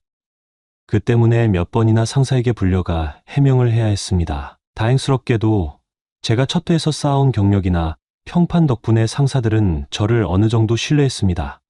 게다가 주변 동료들도 제가 특별히 문제를 일으킨 적이 없다는 걸 알고 있었죠. 다만 크루즈 특성상 한 사람과 갈등이 생기면 그를 따르는 세력도 함께 저를 눈엣 가시처럼 볼 수 있다는 게 곤혹스러웠습니다. 어느 날은 제가 보안 업무를 도와야 하는 날이었는데 A와 함께 팀을 짜게 되었습니다. 통로를 순찰하는 도중에도 그는 말 한마디 하지 않았고 승객들이 몰리는 구역에서 일부러 제가 손쓸 겨를 없이 일을 진행해버렸습니다. 또 어디선가 핸드폰으로 전화를 하면서 은근히 이탈리아어로 저를 비난하는 듯한 말투를 쓰는 게 느껴졌습니다. 제가 뭔데라는 단어가 들렸고 분명 저를 두고 하는 이야기였습니다. 결국 저는 다른 이탈리아 동료, 그 중에서도 저와 비교적 친하게 지내던 B에게 도움을 청했습니다. B는 A가 워낙 자존심이 세고 예전부터 그 여자 동료네가 사귀는 그녀를 좋아했는데 잘 안 됐어서 기분이 상한 것 같다고 털어놨습니다. 그러면서 직접 가서 대화해보는 게 어떻겠느냐며 조언을 해주었습니다. 처음에는 망설였습니다. 그를 직접 찾아가 왜 나를 괴롭히느냐 하고 따져 물었다가는 자칫 싸움이 커질 수 있으니까요. 하지만 제가 계속 피하기만 한다면 이 고립 상태가 개선되지 않을 것이 뻔했습니다. 게다가 그녀에게도 미안했죠. 일 때문에 스트레스 받는 제 모습이 결국 그녀에게도 부담이 될 테니까요. 마침내 기회가 왔습니다. 어느 저녁 업무를 마치고 승무원 식당에서 식사를 하는데 우연히 A가 혼자 앉아 있었습니다. 저는 용기를 내어 그에게 다가가 인사를 건넸습니다. A, 잠깐 이야기할 수 있을까? 우리 같은 팀에서 일하는 만큼 갈등을 풀어보는 게 좋을 것 같아서. 그는 처음엔 차가운 표정으로 무슨 얘기를 더 해라며 짜증을 냈습니다. 하지만 제가 진지하게 나는 적대하고 싶은 마음이 전혀 없다. 여기서 일하는 동안 서로 얼굴을 붉히고 지내면 좋을 게 없잖아. 난 너와 경쟁하려는 게 아니라 같이 일하며 배우고 싶다라고 차근차근 말하자 조금씩 태도를 누그러뜨리기 시작했습니다. 물론 완전히 화해한 건 아니었지만 최소한 공개적으로 괴롭히는 행동은 줄었습니다. 그는 끝까지 그래도 내 자존심이 상하는 건 어쩔 수 없다라고 말했지만 적어도 업무적으로 저를 발목 잡는 일은 자제하겠다고 약속했습니다. 아마도 본인도 상부에서 문제를 인식하기 시작했다는 걸 깨달은 것 같았습니다.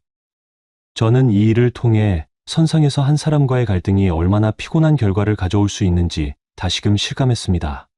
한편 이러한 갈등이 수습되자 저는 다시금 그녀와 함께하는 시간을 편안하게 즐길 수 있었습니다. 그 일이 있기 전에는 마음이 심란해서 함께 있어도 자꾸만 신경이 쓰였거든요.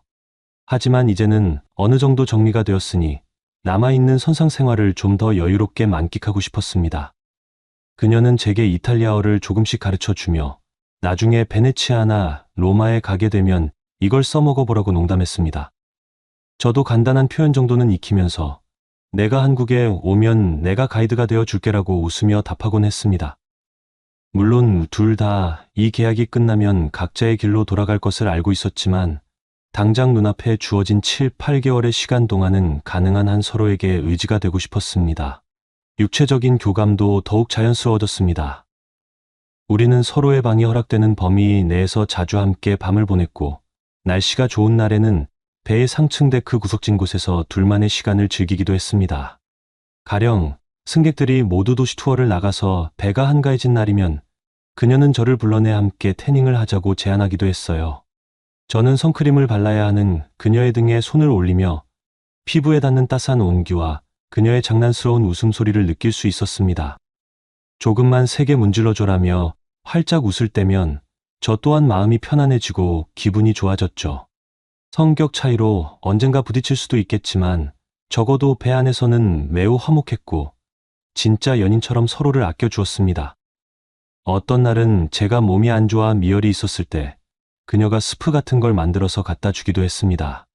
또 어떤 날은 그녀가 일 때문에 스트레스를 받을 때면 제가 휴게실에서 작은 디저트를 만들어 주거나 음료를 타 주면서 격려했어요. 그런 크고 작은 돌봄들이 쌓여 외로운 크루즈 생활에 큰 힘이 되었습니다.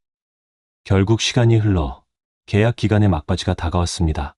예상과 달리 우리는 거의 마지막까지 갈등 없이 좋은 시간을 보냈습니다. 다만 서로 알았죠. 계약이 끝나면 다시 각자의 길로 갈 것이고 배 안에서의 로맨스는 거기서 멈출 가능성이 높다는 것을요. 그녀도 이 점을 담담히 받아들이면서 그래도 나중에 언젠가 이탈리아 오면 날 찾아와라고 했고 저는 물론이지 꼭 연락할게라며 웃어 보였습니다. 마지막 며칠 우리는 제가 다음 항구에서 하선하기 전에 따로 작별 파티 비슷한 시간을 가졌습니다. 승무원 전용 라운지에서 소소한 칵테일을 마시며 그동안 쌓였던 추억들에 대해 이야기했죠.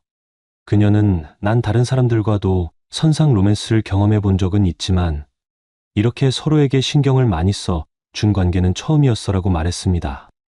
저도 사실 비슷한 감정을 느꼈어요. 저는 그렇게 두 번째 유럽 유람선 승무원으로서의 여정을 마치고 다시 한국으로 돌아오게 되었습니다. 이번에도 짧지 않은 시간 동안 바다 위에서 생활하며 또 한 번 많은 것을 배웠습니다. 사랑, 갈등, 화해, 문화 차이, 그리고 무엇보다도 언젠가는 이 생활도 끝이 온다는 유랑민 같은 마음가짐이요. 이후로도 때때로 그녀와 연락을 주고받다가 시간이 흐르며 점차 소식이 뜸해졌습니다. 서로 새로운 곳에서 바쁘게 살다 보니 어쩔 수 없는 일이겠지요. 그렇지만 저는 여전히 이탈리아의 작은 해안 도시를 다루는 다큐멘터리를 볼 때면 가끔 그녀가 떠오르곤 합니다. 쇼컷의 짧은 머리칼과 작은 체구, 그러나 상당히 풍만하고 열정적이었던 모습, 그리고 말끝마다 아리베데르치를 장난스럽게 외치던 밝은 목소리가 귓가에 스칩니다. 저는 대학을 졸업하고 처음 크루즈에 승선했을 때만 해도 세계 곳곳을 여행하며 자유를 만끽하겠다는 꿈을 꿨습니다.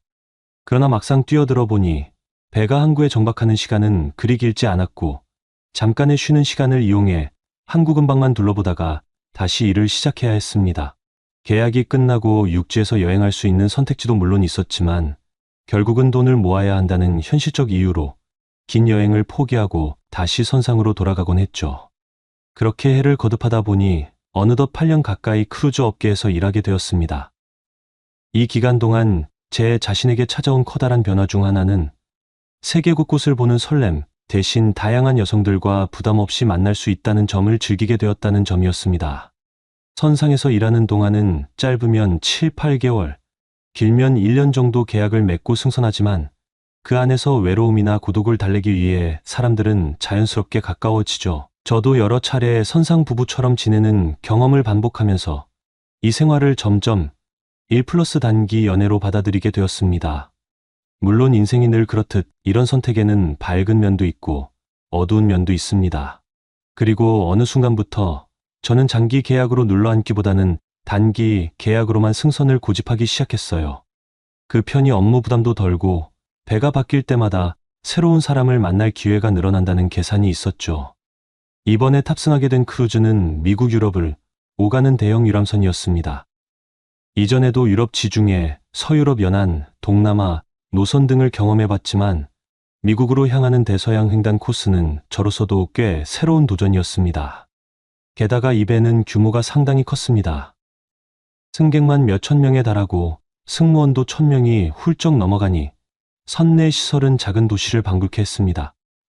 처음 승선한 날 인사 절차를 마치고 나니 선내가 워낙 복잡해서 길을 잃을 정도였어요. 하지만 이런 혼란스러운 상황조차 이제는 좀 익숙해졌습니다. 저는 빠르게 숙소 승무원 전용 객실과 업무 구역, 식당, 휴게시설 등을 파악하며 적응에 돌입했습니다. 선내에는 아주 다양한 국적의 승무원들이 모여 있었습니다. 브라질, 필리핀, 이탈리아, 독일, 그리고 프랑스 등 말 그대로 다국적 집단이었죠. 영어가 공용어처럼 쓰이지만 승무원들끼리는 각자 모국어를 섞어 쓰기도 하니 처음엔 정신이 없을 수밖에 없었습니다. 그 가운데서도 제 눈길을 사로잡은 한 여성이 있었습니다. 공식적으로는 스페인 국적이었지만 실제로는 백인 쪽과 혼혈이라고 들었어요. 키가 170cm를 훌쩍 넘고 곱슬곱슬한 검은 머리카락을 풍성하게 흩날리던 모습이 매우 인상적이었습니다. 살결은 햇빛에 그을린 듯 건강한 색감을 띠었고 탄탄하면서도 곡선이 살아있는 몸매가 눈을 떼기 힘들 정도로 매력적이었죠. 다부진 근육과 풍만한 볼륨이 조화로운 스페인 댄서를 연상시키는 스타일이었으며 서양인처럼 크고 짙은 쌍꺼풀이 있으며 살짝 올려다보면 볼륨감이 더욱 도드라졌습니다. 이제까지 여러 국적의 사람들과 짧은 연애를 해봤지만 이토록 시선을 압도하는 몸매와 분위기를 가진 사람은 처음이라는 생각이 들었습니다. 그래서일까요? 저도 모르게 그녀를 계속 신경 쓰게 되었고 시간이 지날수록 한 번쯤 말을 걸고 싶다는 충동이 커졌습니다. 하지만 그녀에게 접근하기는 쉽지 않았습니다. 주변에서 들려오는 소문에 따르면 그녀는 이미 약혼한 상태라고 했거든요. 어릴 때부터 스페인과 미국을 오가며 자랐고 지금 만나는 남자친구 약혼자는 미국에 있다고 했습니다. 게다가 이번 유람선 근무가 끝나면 완전히 육지로 돌아가 결혼을 준비할 거라는 이야기도 들렸습니다. 실제로 그녀는 남자 승무원들에게 전혀 관심을 보이지 않았습니다. 분명 많은 이들이 그녀에게 호감을 보였지만 그녀는 나는 이 항해가 마지막이고 이미 인생의 파트너가 정해져 있다는 태도로 단호하게 선을 그었죠. 그런 소문을 들었으니 저 역시 초반에는 괜히 들이댔다가 씁쓸하게 끝날 수 있겠다 싶었습니다. 그럼에도 불구하고 이상하게도 저는 계속 그녀에게 이끌렸습니다. 다른 나라 사람들과도 두루 친하게 지내는 제 성격 탓인지 기회를 봐서 간단한 안부를 묻거나 가벼운 업무상의 질문을 건네기도 했습니다. 그녀는 예에 바르게 대답해 주었지만 처음에는 미묘한 벽이 느껴졌습니다. 친절하되 사적인 대화로 흘러가는 건 분명히 선을 두는 느낌이었거든요. 사람마다 호감을 표현하는 방식은 다르겠지만 저는 이번만큼은 조금 더 시간을 들여 천천히 다가가 보기로 했습니다. 분명 강한 이유가 있겠지. 그럼에도 불구하고 혹시 그녀가 마음의 변화를 일으킬 수도 있지 않을까라는 호기심과 희망이 있었죠. 처음엔 업무 얘기만 주고받던 관계에서 서서히 소소한 질문들을 추가했습니다. 스페인에서 자랐다고 들었는데 어느 지역 출신이야? 미국에도 자주 간다던데. 주로 어느 도시에서 머물렀어? 혹시 휴식 시간이 겹치면 짧게 커피라도 한 잔 할래? 같은 식으로요. 매번 거절당하거나 바쁘다는 이유로 미뤄지기도 했지만 포기하지 않았습니다. 그러다 어느 날 선내바에서 그녀가 혼자 와인을 마시고 있는 모습을 보게 되었습니다. 보통은 동료와 함께 있었는데 그날은 혼자였죠. 저는 망설이다가 용기를 내어 다가갔고 오늘은 혼자네. 괜찮다면 옆에 앉아도 될까? 라고 물었습니다. 그녀는 잠시 저를 바라보더니 그냥 고개를 끄덕였습니다. 그날 짧은 대화 속에서 저는 한층 부드러운 그녀를 발견했습니다. 원래 남자들에게 관심 없는 게 아니라 내 생활에 간섭받고 싶지 않았을 뿐이라는 그녀의 한마디에 왠지 모르게 저도 편안해졌죠. 그녀는 제게 한국에서는 어떤 생활을 했는지, 이 업계에 왜 들어왔는지 같은 질문을 했고 저는 솔직하게 8년 가까이 일하면서 느꼈던 점들을 털어놓았습니다. 사실 나도 처음엔 세계여행을 꿈꾸며 배를 탔지만 현실은 그리 녹록지 않더라고. 그래도 여기선 다양한 사람들을 만나고 짧지만 진한 인연을 맺을 수 있는 게 매력인 것 같아. 그러자 그녀는 피식 웃으며 재밌는 방식이긴 하지. 누군가에게는 큰 매력이고 누군가에게는 큰 모험이기도 해라고 대꾸했습니다. 그 순간 저는 분명 그녀의 마음 문이 아주 조금 열렸다는 걸 느꼈습니다. 알고 보니 그녀는 이번 항해가 정말 마지막 근무였습니다. 결혼 준비를 위해 이미 약혼자와 날짜를 대강 잡아놓았고 배에서 일하는 동안엔 딱히 다른 사람을 만날 이유가 없다고 생각해 온 거죠. 그러나 이번 항해가 길어질수록 주말마다 약혼자와 영상통화를 하거나 편지를 쓰면서도 어딘가 모르게 이곳에서의 마지막 추억 같은 것을 갈망하고 있었던 것 같습니다. 저는 조금씩 그녀 곁을 맴돌며 불편하지 않은 선에서 정성스럽게 구애했습니다. 뭐든 혼자 처리하려는 그녀에게 도움이 필요하면 말해달라고 조심스럽게 다가갔고 그녀가 스트레스 받는 일이 있으면 들어주기도 했죠. 그러면서도 선내에서 억지로 관계 맺자고 강요하는 건 싫다는 말은 분명히 전했습니다. 그저 너와 조금 더 함께 이야기를 나누고 싶다는 취지였어요. 시간이 흐르며 작은 이벤트들이 쌓였습니다. 가령 배가 캐리비안 해역을 지나며 열대 지역 항구에 정박했을 때 우리는 구명조끼와 배 수리 도구를 옮기는 업무에 잠깐 같이 투입되었는데 무더운 날씨라 서로 땀을 뻘뻘 흘리며 도왔다가 쉬는 시간에 아이스크림을 사 먹은 적이 있었습니다. 그때 처음으로 그녀가 고마워 덕분에 힘들지 않았어라고 가볍게 웃어주었는데 그 표정이 참 인상 깊었습니다. 정식으로 사귀게 된 계기는 선내 파티가 있던 날이었습니다. 크루즈 회사는 가끔씩 승객만이 아니라 승무원들을 위해서도 크루 파티 같은 이벤트를 엽니다. 그날 밤 음악과 술이 흐르고 많은 승무원들이 춤추며 즐기는 자리였죠. 저는 그녀가 혹시나 올까 기대했는데 정말로 짧은 드레스를 입고 나타났습니다. 평소 제복 차림과는 또 다른 매력에 주변 남자들의 시선이 쏟아졌지만 그녀는 개의치 않고 친구들과 몇 마디 대화를 나누다 잠시 자리를 비웠습니다. 용기를 낸 저는 2층 발코니 구역에서 바다를 바라보던 그녀에게 다가갔습니다. 바깥으로 시원한 바람이 불어오고 아래층에서는 파티 음악이 들리는 분위기였어요. 좋은 밤이네. 여기서 춤추면 느낌이 괜찮을 것 같아. 같이 내려갈래? 그녀는 고개를 가볍게 저으며 오늘 너무 사람 많은 곳은 부담스러워 하고 말했습니다. 대신 가까운 야외 데크 쪽으로 저를 이끌었습니다. 몇 번 마주치는 이 시선들, 그리고 어두운 밤바다를 배경으로 한 작은 불빛들 사이에서 그녀와 저는 조용히 이야기 나눴습니다.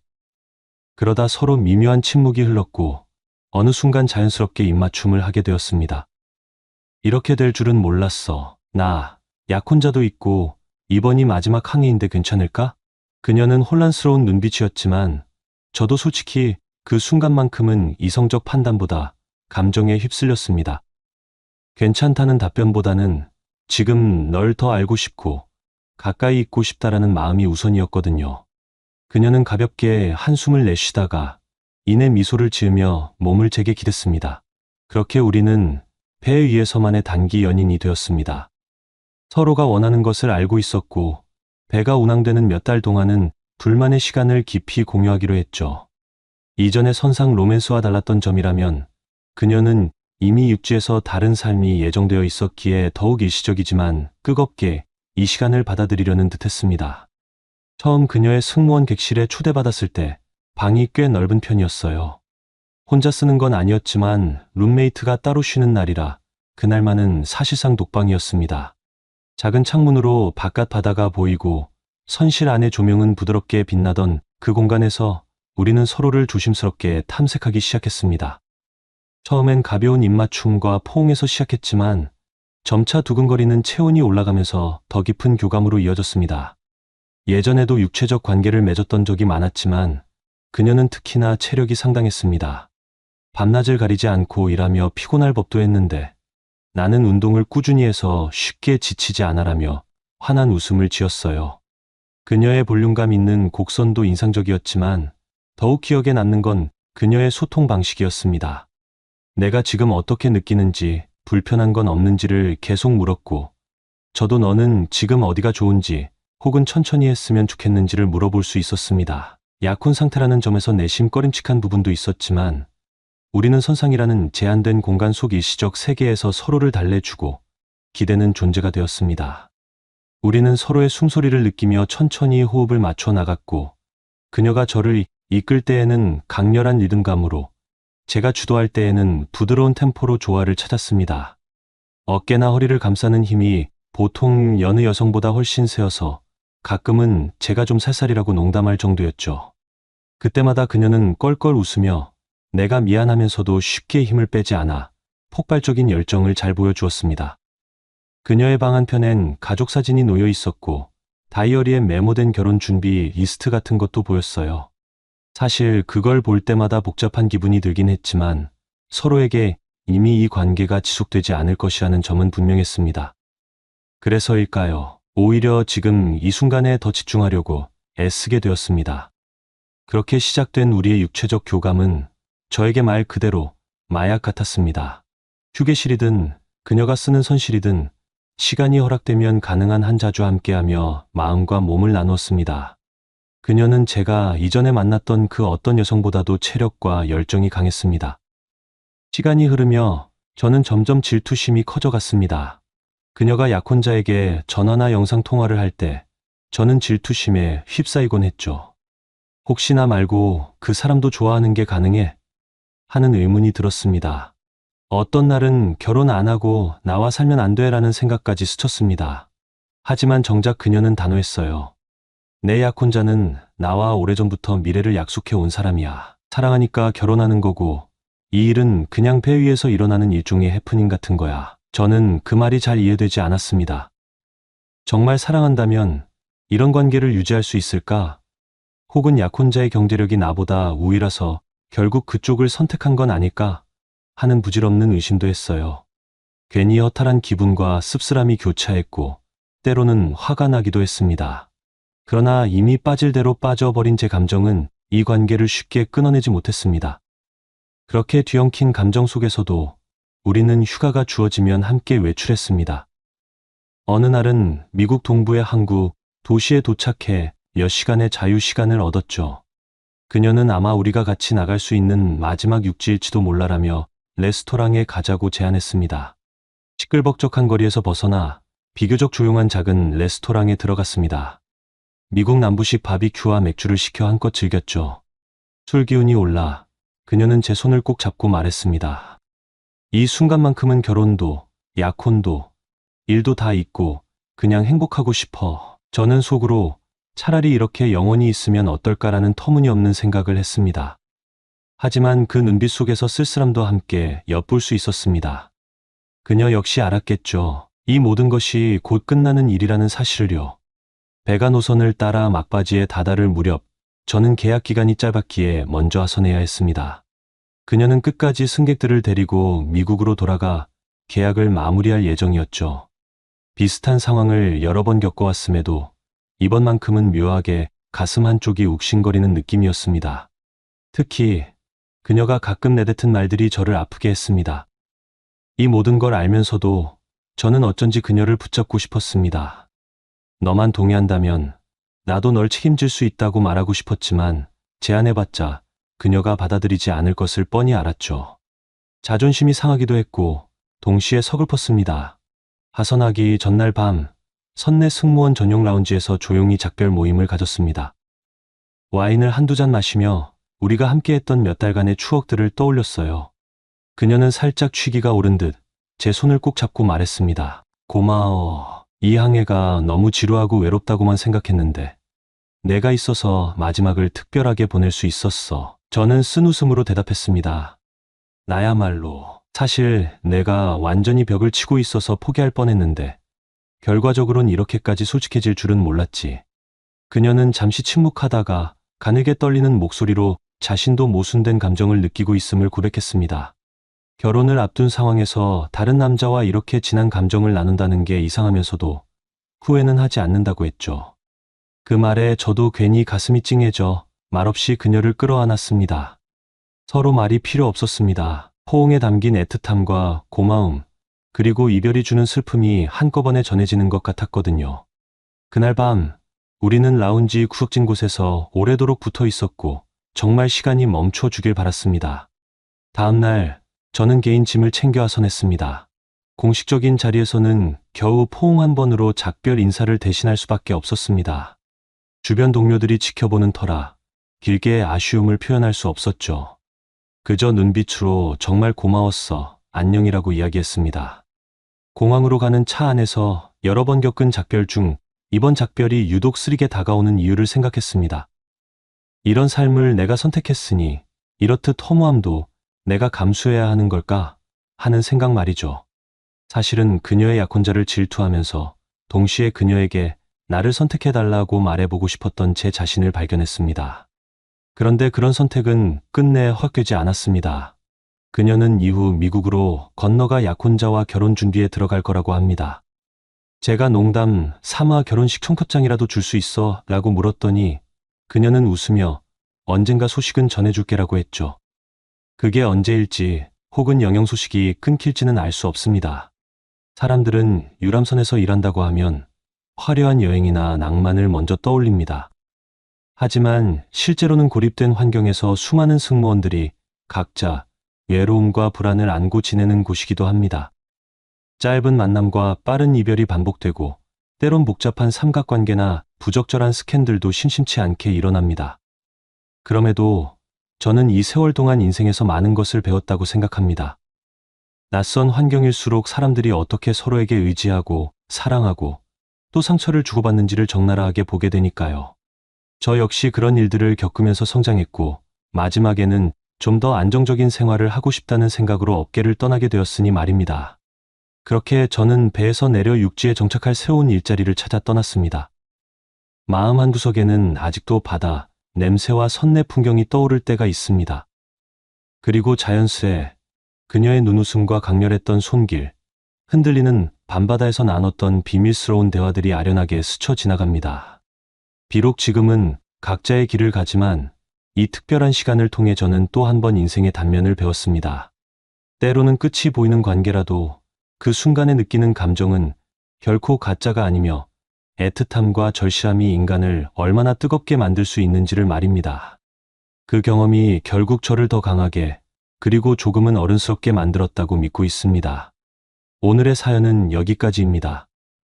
재미있게 보셨다면 구독, 좋아요, 알림 설정 부탁드립니다. 감사합니다.